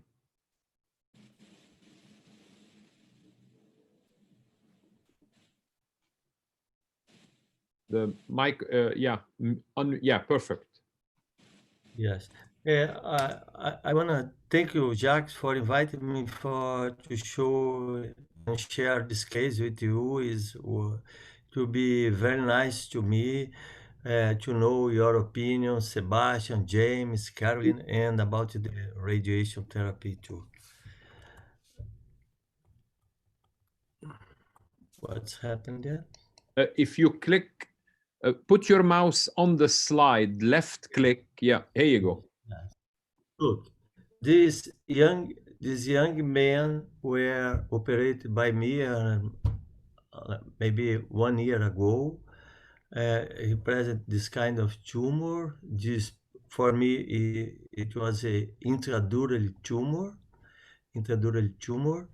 and the tumor placed some part placed in the the interpeduncular cistern and come from the clivus, superior part of the clivus. The only complaint was a diplopia, only, but occasionally diplopia, not more symptoms. And then I planned look at the tumor. Is for me seems to be a chordoma, and then I plan a look at the tumor eroding the petals apex and the superior part of the clivus. And then I planning the endonasal endoscopic approach for Sebastian. I use only the 0 and 45 degree. I don't have a 70 degree. And then I want to know your opinion about if it's possible I should, after remove this tumor, endoscopic endonasal approach. I used a one nostril, but I did a medial turbinectomy. Look, the tumor is a cell. I remove all the bone of all the cellular floor and close it to the superior part of the cleave. The tumor is intradurally. I try to remove as much as possible, and I believe I did a good job.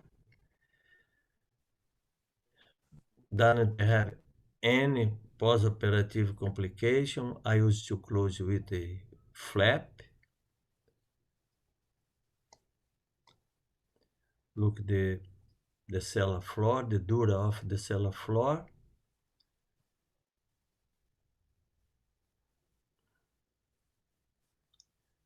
I use a angle suction.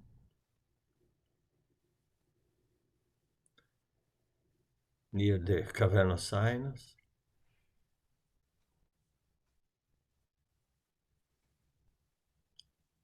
Look at the dura.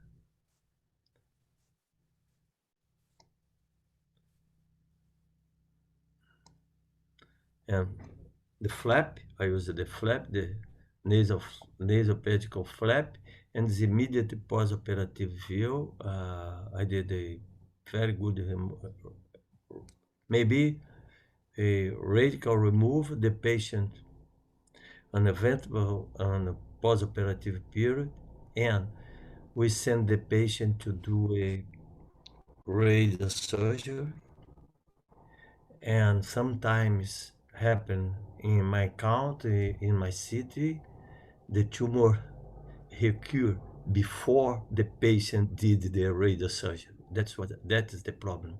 It's a big hole, for many kind of patients, and the patient wait a lot for doing radiosurgery, and the tumor recur. And as you can see here, it call attention for me, the tumor close to the petals bone, eroding the petal tip, invading the cleavage again, and small part in the interpeduncular system. And then I'm a question, what are you doing now? Options: surgery. Can use the same approach, and remember, proton beam, carbon ion is not available. Gamma knife is very difficult in Rio, and maybe radiosurgery, fractionated radiosurgery is available for us now. Jose, would you mind? Let's ask maybe first Eric his opinion about radiating gross recurrent disease, and then maybe Gelare and Carolina before we get our speakers to answer, if that's okay. Eric, what's your opinion? Gross recurrent disease, is it a waste of time to radiate, or would you encourage him to operate first? What would you recommend? Yeah, thanks for the great talks and interesting presentation. So for me, if this case came across, I would strongly advocate for reoperation.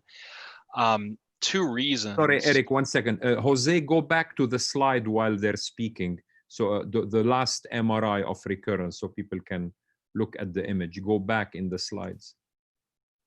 Yes, here. Yeah, keep that slide on while people are speaking. Yeah, Eric, go ahead, sorry. So two reasons for my recommendation to go back to surgery. The first is that the long-term outcomes for chordoma are going to be better with a gross total resection than a subtotal resection or gross disease. So if it is possible to get a gross total resection, gross total re-resection, I would advocate strongly for that for the long-term benefit of the patient. The second reason is now we've got a nodule touching, indenting the brainstem there. You can see on the axial, on the bottom there very nicely. You can't get 74, 78 gray CGE, whatever you want to do, whatever type of radiation might be available, anywhere. You can't get that dose in with the brainstem sitting there like that. You'll damage the patient. So even if a gross total resection is not available here, even if you can do a subtotal resection and get that nodule off of the brainstem to give me some space to work with the radiation, that would also be strongly preferred.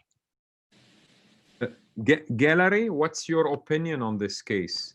Are we giving incomplete discussions because nobody's talking about molecular profiles of the tumor? Or tell us how you approach a problem like this.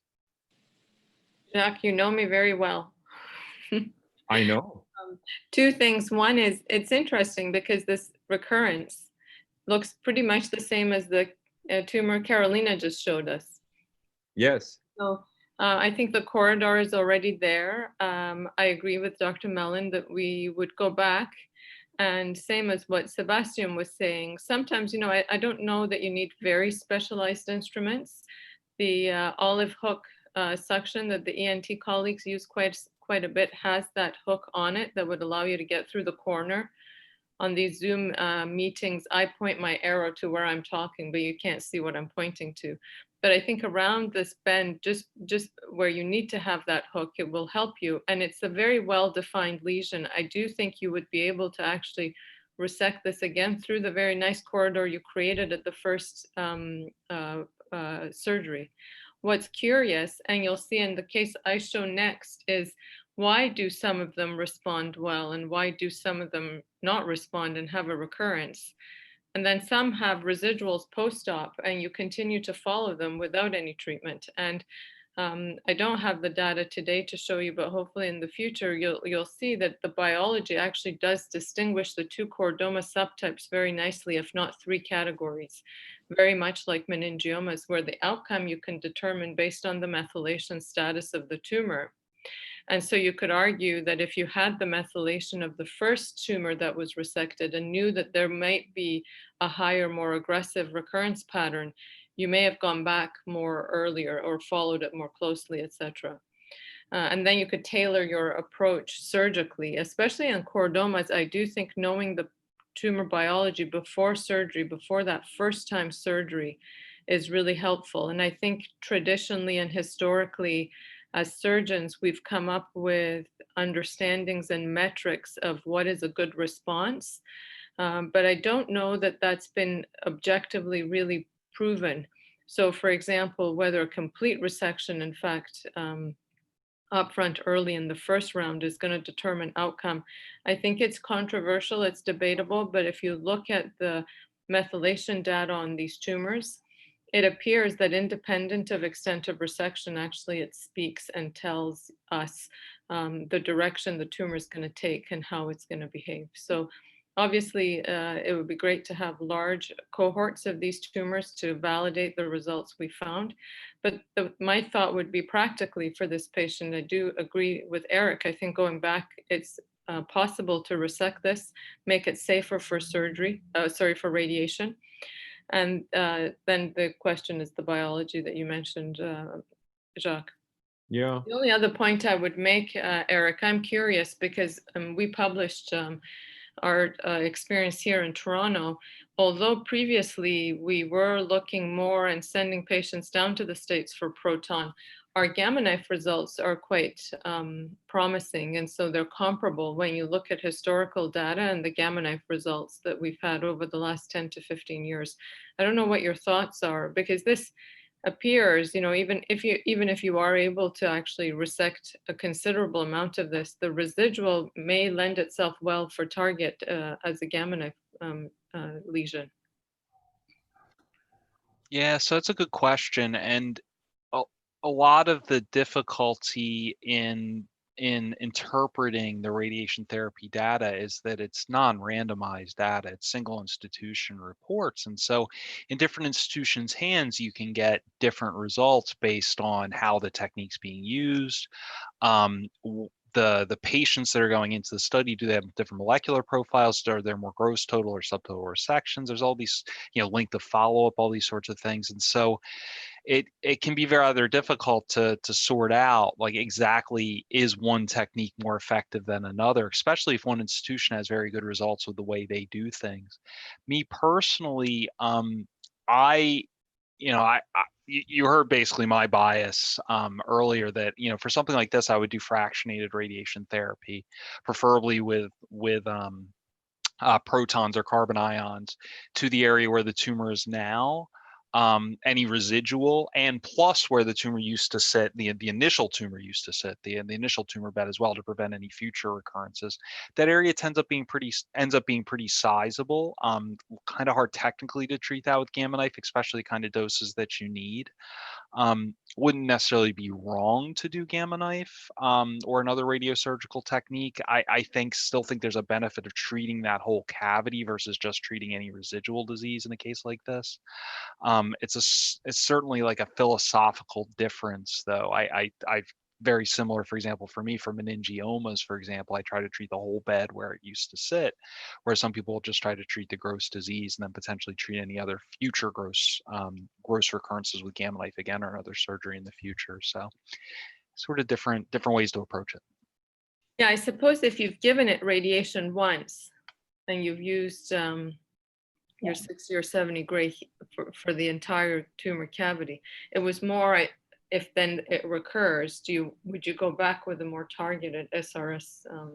100%. That's a good question. 100%. So this patient never had radiation before. They missed their radiation at the first resection. But let's assume this patient did have radiation after the first one and it came back like this.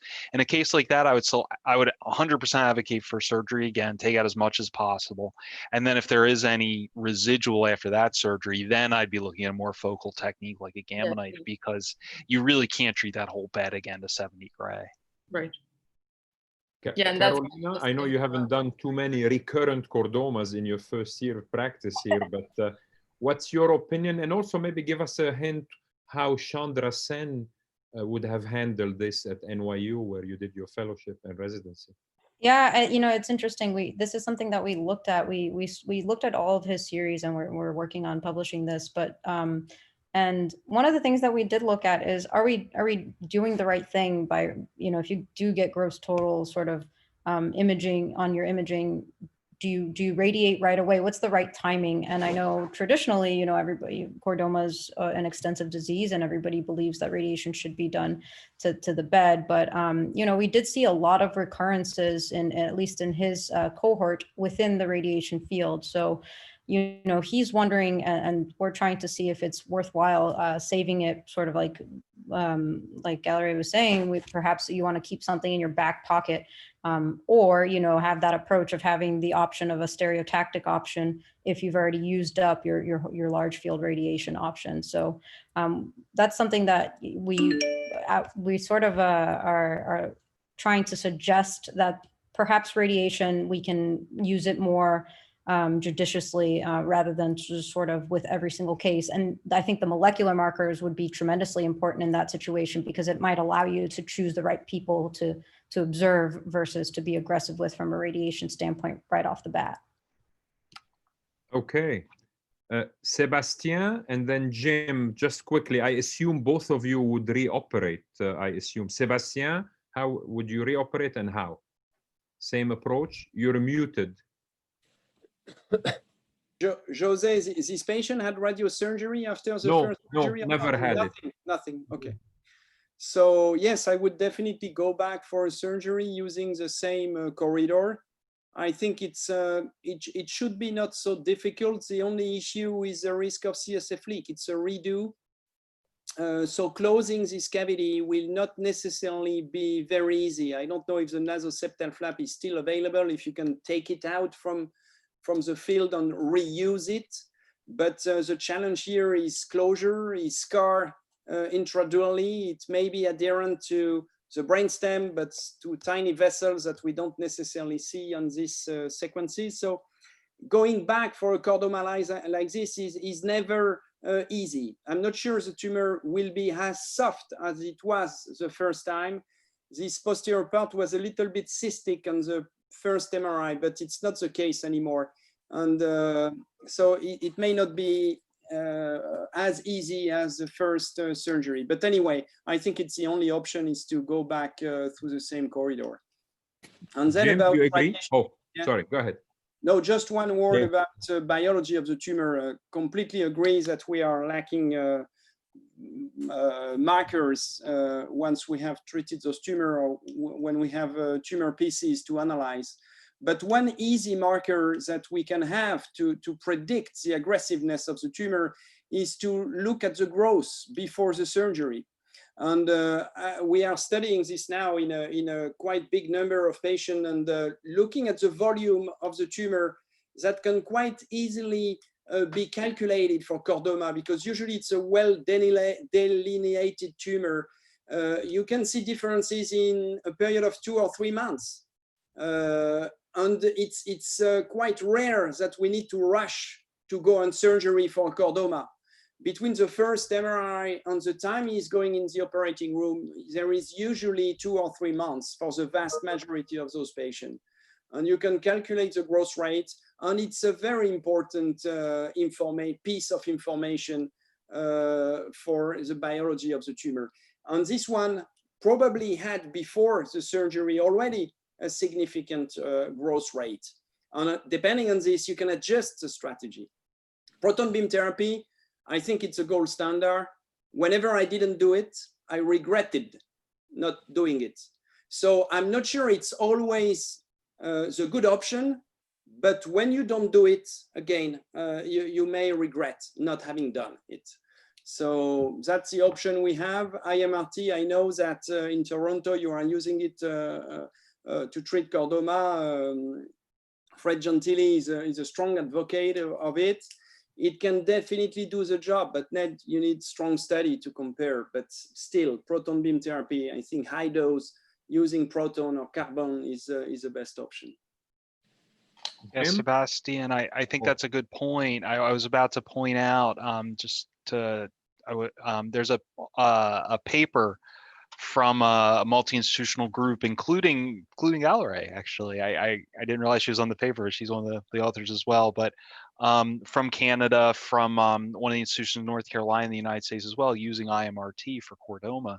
And they report a 5% local control rate of, or a 5-year rather, local control rate of 65% for chordoma, which is pretty good. I mean, it's on par with what you'd expect for protons, you know, maybe a little on the low side, but not all the proton series have great results.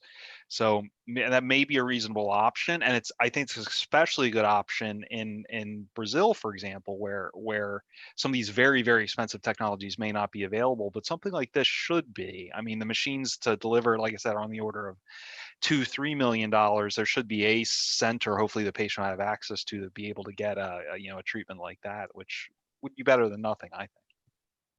Completely agree with that. It depends if you have it or not. If you don't have it, IMRT is definitely a great option. The only thing we didn't talk about is molecular biology marker. What we look for each of those cases, especially if they are growing fast before the surgery, is INI1, because it's a target for which we have tazemetostat that works. For those patients, it's usually for aggressive chordomas that we find this marker. It's not so often, but when the tumor is growing fast and it doesn't look good, it's something really to look at, because the response for those patients is quite good. In fact, that's the only treatment, in fact, where I saw some kind of good response for a quite long period of time. Jim, jump in before somebody else speaks. You know, this grew back rather quickly. It probably is something a bit more aggressive. This is actually a different tumor than the former one. We could debate about lateral versus midline, but this actually had quite a midline component in the beginning, right? It looked more like a typical chordoma. Yeah. It also is different in that it has intradural extension. It's not the same animal as the prior one, which could be done extradural either by a midline approach or a lateral approach. I would go back again by your approach. I think it was a good one. I think you could achieve a good resection, hopefully the recurrence, with the limitations that it may be more scarred. You've got your nasal septal flap to contend with. You know, we've mobilized and replaced the flaps. You can do that as long as you preserve its vascular supply and mobilize it carefully. I would wonder if you still have a preserved inferior turbinate as a backup, or the opposite, a contralateral nasal septal flap if really needed. Temporal parietal fascia is another if you kind of run out of options for repair. This is intradural though, and it may be more scarred with its recurrence. I don't know how extensive a resection you did intradural last time, but it does pose different problems than the prior tumor. It's not the same tumor. It's grown back in a similar location, but it's not the same type of anatomical constraints. But I would first try repeat endonasal. I agree with reoperating it for sure prior to going ahead with radiotherapy. For cytoreduction and for anatomical constraints. So I would reoperate and I would do it by endonasal. Okay, Jose, that is your panel giving their advice. Oh. Any final comments before I ask Gallery? Yes. For me, it's okay. I'd like to say thanks for your opinions. And I plan to do the same approach on the next time. So probably in 2 weeks ago, I plan to do a same approach and then try to arrange something for doing radiosurgery, more radio stereotactic radiosurgery after surgery, more fast. That's my plan to do. Thanks, maybe they could save that original radiosurgery appointment they had after the first resection. You could take advantage of it and go right in. Sure. Jose, could you stop sharing your slide, please? And I'll ask Gallery to load hers. Oh, sure. Thank you, John. Thank you, Jose. And Sebastian, thank you for staying awake for all this. I appreciate your dedication. It's not too late yet, Jack. It's okay. I know you. Okay, so thank you again, Jacques. This is great. It's lovely to see everybody else on the panel, Jim, Eric, Jose, Sebastian, and nice to meet you, Carolina. It's obviously not the same as being in Miami. So hopefully we will meet you in Miami when COVID is behind us. This case, again, a 46-year-old, relatively healthy arborist, has a history of rheumatoid arthritis, is on methotrexate, very transient diplopia that completely resolved, and has this MRI. So you could see the sagittal, the axials, T2, T1 with contrast. And we approach this with an expanded endonasal approach. We do look at the tumor for its extension below the clivus through the oral cavity as well. And in this case, we didn't actually need to make an incision along the oropharynx. I think, Jim, you were showing that sometimes there is a bit of morbidity associated with the cut in the back. We were able to get a good resection. We had a very low flow CSF leak, and we do a multi-layer closure. We never use a lumbar drain actually as our practice before surgery, whether it's for this type of case or cellar lesions, etc. We only really use a lumbar drain in the case we do get a leak post-operatively. And we always use septal flaps, and bilateral nasal septal flaps were used. And sometimes if the chordoma goes lower on the clivus than what I showed you, an inferior turbinate flap is actually very nice. You can extend it down a little bit more to cover with your middle, septal flap. The quick section intraoperatively, they said chondroid and weren't committed to whether it's chordoma or chondrosarcoma. The only reason I bring this up here is the points that I made earlier. I do think if before surgery we know the subtype of the tumor we're dealing with, the diagnosis, but really the behavior and the biology of the tumor, it will tailor our treatment. And I think Jose's case, if I'm not mistaken, was a 74-year-old versus my case, which is a 41-year-old. And that factors into how aggressively we would approach the surgical resection.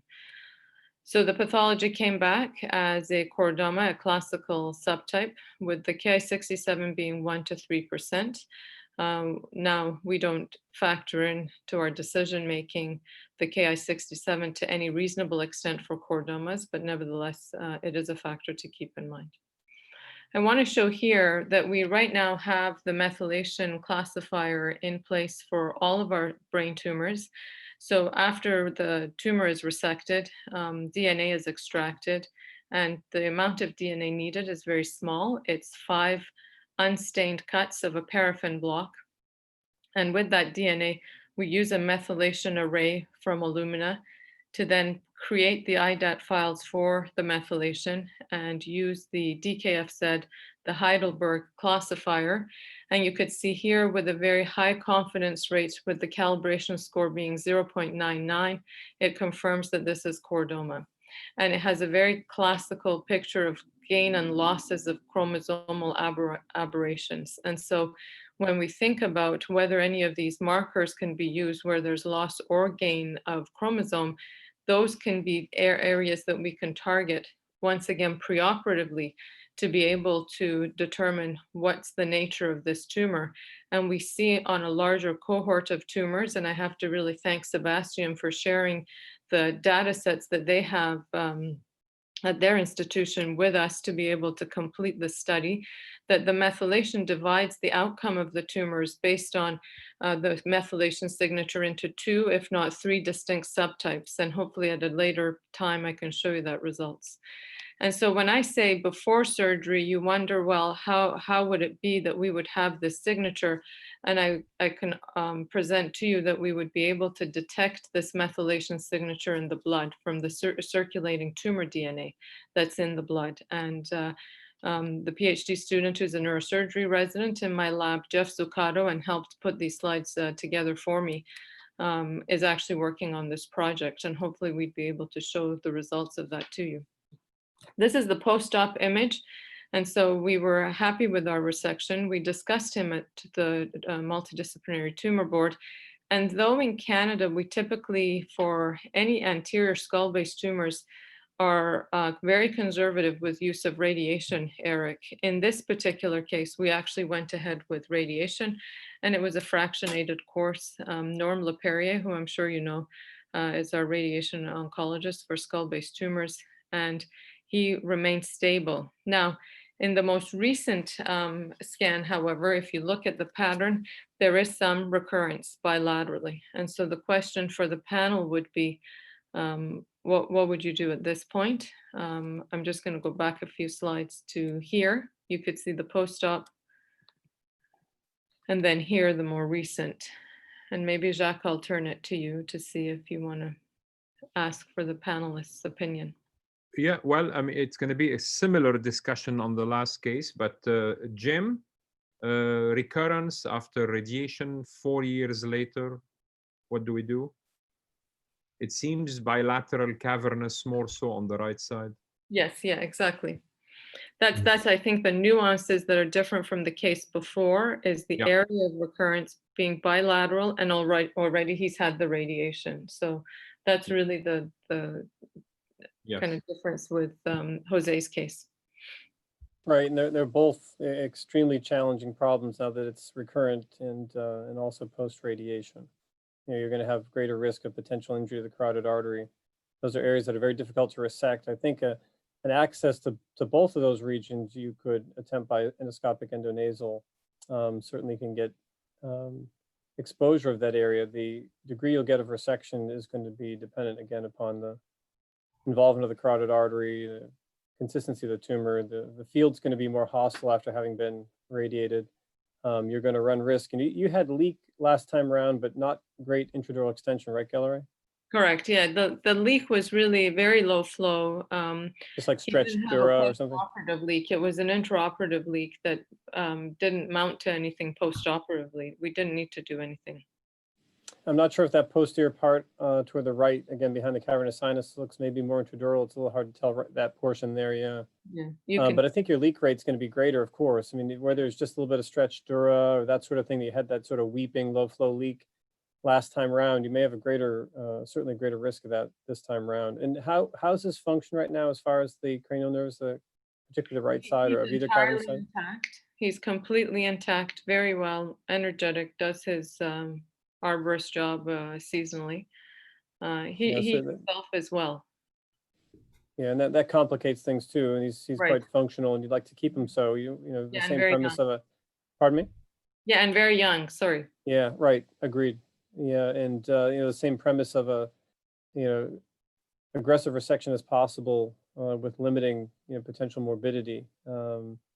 And he certainly carries some risk of that. But I would attempt a repeat endoscopic endonasal. Again, you're going to potentially need to, well, you need to mobilize your flap, period, but you may potentially need to use something else to repair it. Just as we said before, whether it's going to be the contralateral side, it looks like a reasonably large septectomy. I'm not sure what you've got on the other side, or what the pedicle or the flap is like. Inferior turbinate, if it's available, but you're going to need to maybe be a bit more creative potentially if that flap doesn't mobilize easily, and if you have a CSF leak the second time. But I would elect for repeat resection, and I would attempt this by the endonasal approach. Yeah, and as you know, these flaps, when you kind of take them down, regain their memory and they shrink up a little bit. So reusing them is a bit challenging. You know, we've done a couple things for that. They can get thicker, especially like we said, you're throwing into the mixed radiation. The flap definitely can look different. It's not going to look like it did the first time you raised it or set it down. But you often can mobilize them. It depends what it's stuck to. You know, if you had your carotid exposed last time around, you've got your flap stuck on it, that's a different animal than if it's just sort of sitting and you've got tissue between you and the carotid, just for instance. They do get stiff. One of the things we've done with that is to sort of plicate it on the backside. So if you mobilize that flap on the underside, you can actually take your knife, your microblade, or whatever you use, your round knife or your retractable blade, and make a series of parallel incisions in it, not to disrupt the blood supply, to make it more pliable. It also kind of prepares that surface for utilizing it again to help it to heal a bit better, just like you prepare bone when you're doing a graft, for instance.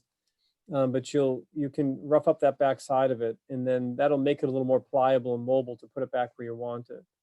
So some tricks you can utilize to mobilize and use. Yeah, I like that trick of just making cuts. Yeah, it works pretty well. You got to be careful you don't disrupt the blood supply. Do it in the direction of the blood supply as best you can.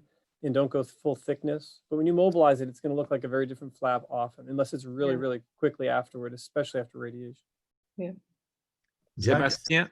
Oh, so go ahead, Jose. Yes. May I have a question to gallery? That's as I understood, the major problem in reoperation in this case, as the same of me, is a CSF leak. No, James? No? No, he didn't have a terribly, Jose, the CSF leak was low flow intra-op. Post-operatively, it didn't mount to anything. He didn't get a leak that we needed to. But in reoperation, you can mobilize the flap, you can probably cut some parts, and then the major risk of the reoperation is CSF leak and Oh, I see. I misunderstood you. Yeah, adherence, that's no? right. And what's to plan to reach the small lesion invading the cavernous sinus on the left side?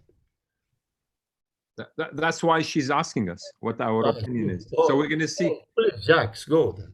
No, not me. I was going to ask Sebastian. Sebastian, what do we do? Do we reoperate, enter both cavernous sinuses endonasally? It's a bad situation, I have to say. How long was it between the two MRI, between the first surgery and this one? 4.5 years. Yeah, that's right. Good.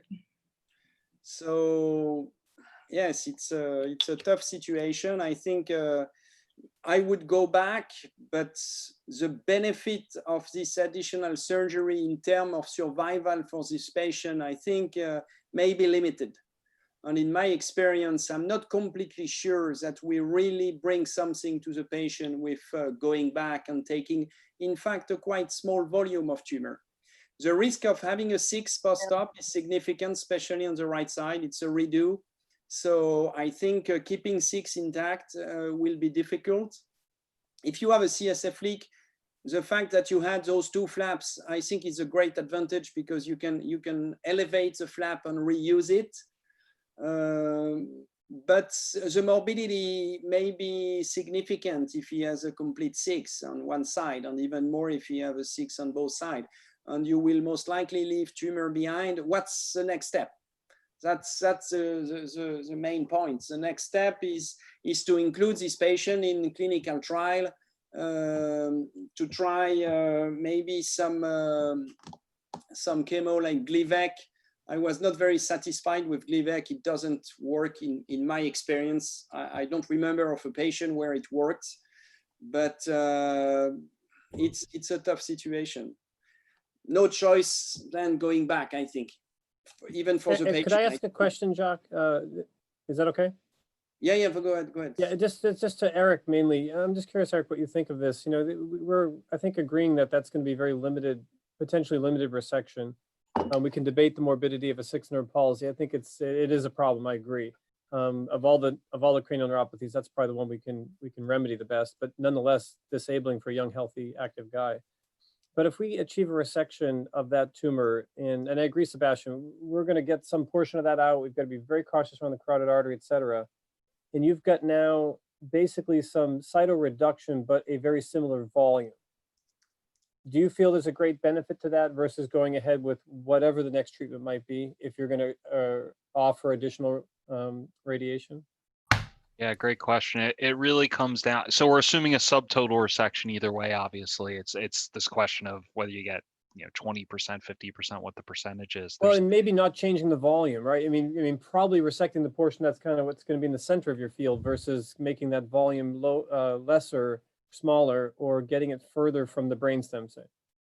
That's the key, yeah. So getting it away from critical structures, right?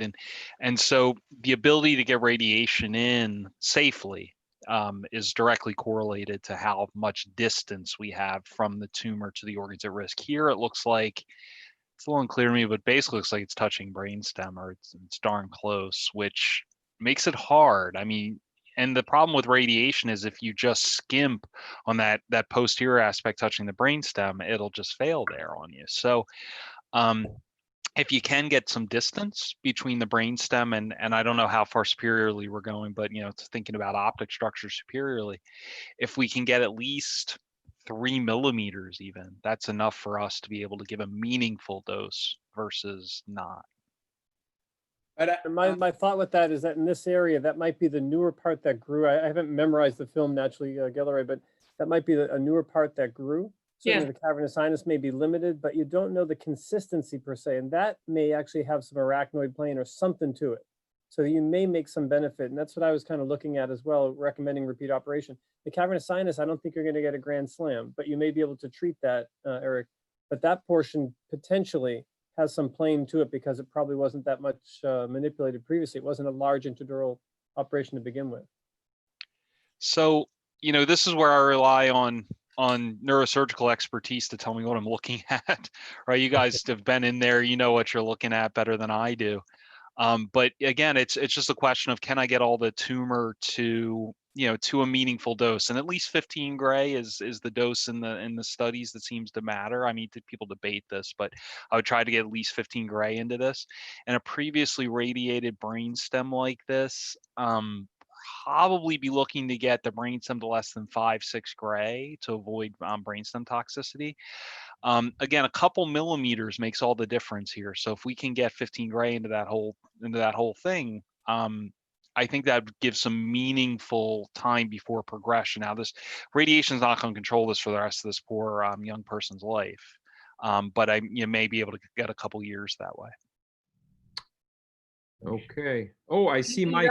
To be a bit controversial, can I ask one other option that we didn't really entertain is to keep surveillance monitoring him closely and see whether at a point he becomes symptomatic to intervene, so that it's a matter of quality of life, knowing the inevitability of his trajectory, like Sebastian was saying.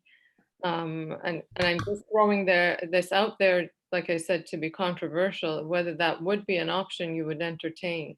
I wouldn't do it, Gilleray. I mean, I know we are all faced with neurologically intact young patients and a radiologic recurrence. And I think it's a psychological, I understand exactly what you're saying. I would not do it. I mean, as you know, I mean, the first time is the best time. You've done your best the first time. Now you're faced with this tough problem. I think it'll be a little bit of a denial to ignore what's going on radiologically. But that's how I look at it. I don't know. I think I have to say that I quite agree with Gilleray. I think for this specific patient, I will not definitely rush on surgery. If he's asymptomatic, if he gains 6 months, 1 year before having symptoms, which will most likely be a diplopia, and if you monitor this patient carefully, I don't know exactly what the growth rates between the first MRI. Is it a very progressive growth, or is it was it free of anything for a long time and then it's growing for the last 6 months? It depends on this. But if it's a slow recurrence for 4 years, I think you can still wait a little bit before going to the surgery. The big difference will be when it will cross the dura. So this, I think we should not wait for the tumor to cross the dura, but the growth extradurally, it's not going to make a big difference for the next step, which is surgery. Mm-hmm. So waiting a little bit more, it's a good quality of life for 6 months, for 1 year. You never know for this patient. Whatever we don't have much to offer. So life will change after the second surgery. So everything I can gain for those patients without any treatment and the morbidity that goes with it, I take advantage of it, especially if I don't have much to offer. But Sebastian, it's definitely the case here. It's definitely the case.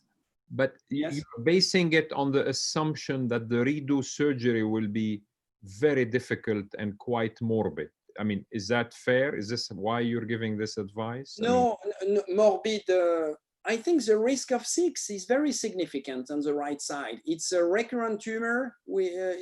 You've gone already once, keeping 6 intact and sucking this tumor that is on the other side of 6, with 6 crossing probably in the middle. The risk of having a 6 post-op is definitely significant. He can recover after a few months, but the question is, what does it give to the patient to do the surgery now or to do it in 6 months or 1 year? And this is a question of Gilleray. Is it going to make a significant difference for this patient? Are we going to miss the point where we can cure the patient? No. This patient will not be cured, unfortunately. He has a chordoma that came back after a clean MRI 4 years and a half after. It's not a good sign. And he had full dose of radiation. So he cannot have much. In our institution, the radiation oncologist, I think, would say we cannot do much in terms of radiation. So the good question is, for the radiation oncologist, I think, is when do you consider that radiation is possible again? After which period of time do you consider that radiation is possible again? If this patient recur after 8 years, after 12 years, when do you consider that it is safe to re-radiate those patients? That's an excellent question. And there's data from experimental animals. We have probably the best data from spinal cord. Spinal cord is a little more sensitive than brainstem, we think, but that's kind of where the best data is. And so we have experimental animals that have been done in primates, pigs, and then also actual patient data as well. And different people conceptualize somewhat differently as to the rate of repair, how much repair there is per year, or just assuming that after a certain period of time that there's a certain percentage repaired over some number of years based on one study or another study. So I'm waffling here a little bit to say there's no right answer. I think after 4 or 5 years, a aggressive assumption would be that you have about 50% repair of the radiation from before. So if you're thinking fractionated radiation therapy and you think the surface of the brainstem could have gotten 60 the first time, now you're thinking you could maybe get 30 a second time. I think that's sort of a reasonable number. With stereotactic radiosurgery, you're usually thinking that the surface of the brainstem might get 12.5 gray from the acoustic neuroma literature. So if you're thinking 12.5 gray, maybe if you're 4 or 5 years out, I think about a 50% forgiveness. So I think about maybe 6 gray to the surface of the brainstem. And then, so then the question is, can you get that dose in? And again, it's a question of geometry, of space. You know, if you have a couple millimeters there, you can probably get that dose in. If you don't, then you can't. The question in the rear radiation setting that becomes challenging is at some point you start to get like radiation toxicities we don't even think of because we're going to such, sort of massive doses. I mean, we have to start worrying about vascular injuries and wound breakdowns if you do a second surgery that might be even more prevalent, the normal temporal lobe that's there. So we do have to think about those things.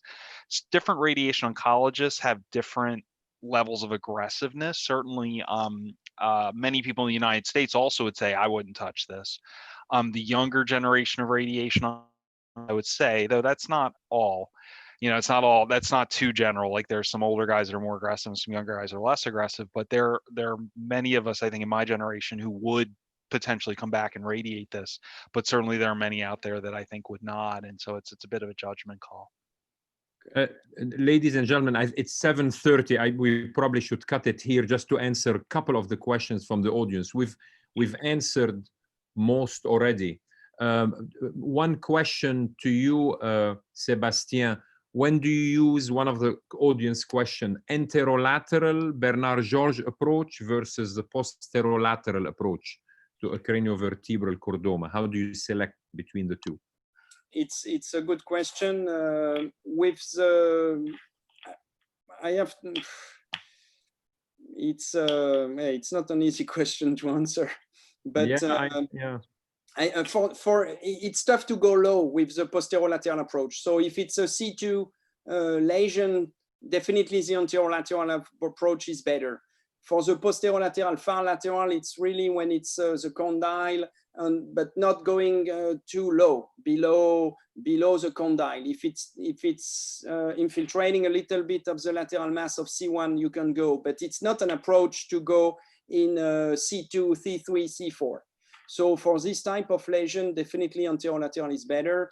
When the vertebral artery is completely encased, anterolateral is better also.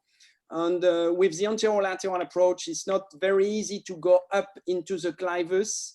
This may be easier with the posterolateral approach, so it depends. But with using the endoscope, I have to say that I have been able to go in the lower clivus, mid clivus with the anterolateral approach. When it's going on the contralateral side, if it's going behind the vertebral artery, behind the lamina, definitely posterolateral is better because you can have a bilateral access.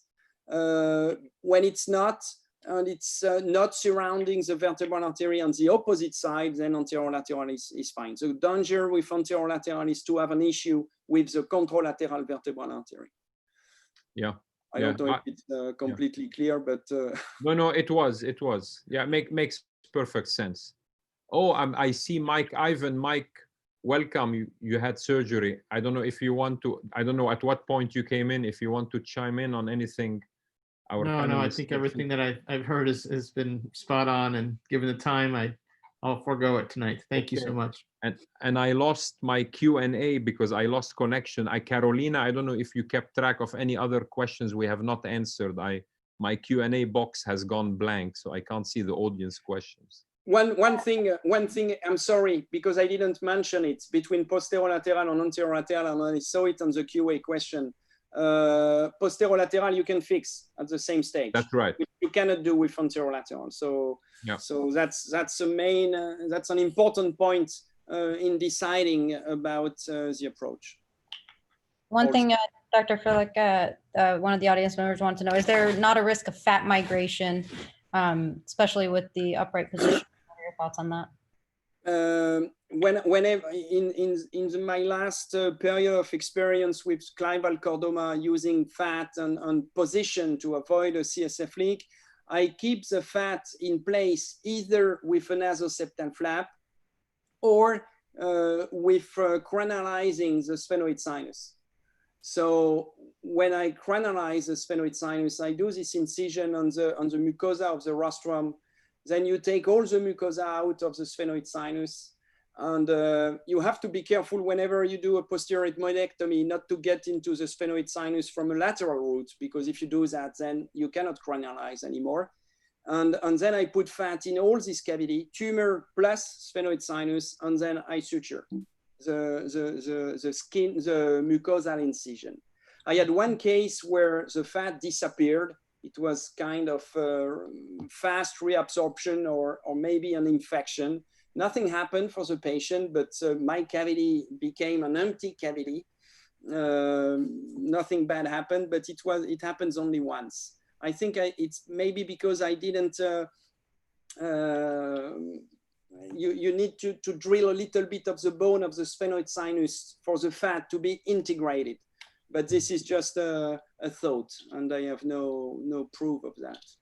It's just a Sebastian, feeling. I'm just curious of one thing. You started using fat more so mainly for the CSF leak repair, it sounds, to prevent leak, right? Not only. Sometimes when you have both carotid artery exposed, you know, put piece of fat and no, completely agree. To cover for repair. But what I was going to ask you was this concept of the pons migrating ventrally. Have you seen that problem with clival chordoma? Not of what I remember. Not being an issue for the patient. Yeah, because I haven't either. You know, our colleagues being an issue for the radiation oncologist, but for no, what I mean is our colleagues from Pittsburgh have reported that they started using a lot of fat to prevent the pons from migrating forward into the defect, and they had problems with that. I've just not seen it. You know, we don't use fat. Either. Almost invariably, we don't use fat, especially when we have a good nasal septal flap and a button graft and the rest. But I'll use fat for volume loss, as I said, down low, below the soft palate, all the reasons we discussed when I presented. But up intradurally, we never put fat, whether it's a meningioma, chordoma, or whatever. No, and one of their problems that they described was the pons, you know, shifting ventrally. I just haven't seen that in all the years of doing this. Me, when I put fat intradurally to close a hole, I do a kind of snowman, you know, I put a piece of fat inside, and what I am thinking of for fat is to use it, and this is something to discuss with radiation oncologists, to use it to elevate some structures away from the field radiosurgery, radiation field. And this is something I was always tempted to do, not only for endoscopic, sometimes for transcranial, when you want to put a piece of fat between the chiasma for the chiasma, not to fall and then to be an issue for radiation. This is something I think we should explore as a potential technique to make radiation easier. I like that idea. We use it in other body sites. So they're using spacers between the rectum and the prostate to separate those two. They're investigating they actually used to use Duracell gel for that, and now there's a new product. Gosh, I'm blanking on the name, but that's basically the same thing. And they're looking at using the same thing to separate the duodenum from the pancreas for sort of the same reason. And yeah, if that could be used in the brain to separate chiasm from suprasellar issues, for example, or chordomas, clival tumors from the brainstem, that's actually a really good idea. Yeah, I think to be used judiciously, you know, to put it along the chiasm, even by open approaches, it's not, you know, clearly for CSF leak, but to create that barrier, but judiciously, so we don't cause compression, you know, in the optic chiasm as well. And there's been some report of keeping the chiasm from herniating downward. That's sort of been reported in some literature. Again, we haven't seen that problem. I've seen one convincing case of chiasmal herniation that I elevated and the vision got better. One in years and years. That's it, just one case. Jacques, did it actually fall, or was it scarred and have traction? Like a hammock. Oh yeah, so it wasn't scarred to something. Complete hammock. Just lifted it. Very well documented case.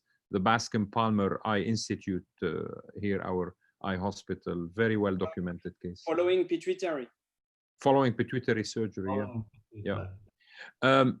Ladies and gentlemen, it's 7:40 p.m. This is the record. We've never been gone so long because of the intelligence and the excitement of the panel that we have here. But we've got to end it here, so we want to keep our audience hanging. This was terrific. I thank you all for everything you've contributed. Again, Gelare, many congratulations. Congratulations, Gelare. I didn't have the opportunity. Congratulations, Gelare. Well deserved. Hopefully we'll have all of you in Toronto once COVID is done. Fantastic position. Congratulations. Okay. Thank you. Goodbye to all the audience and everybody. Jacques, thank you. Bye-bye. Thank you so much. Thank you, Jacques. Bye-bye. Thank you, everyone. Bye-bye, Carolina. Bye-bye. Bye-bye.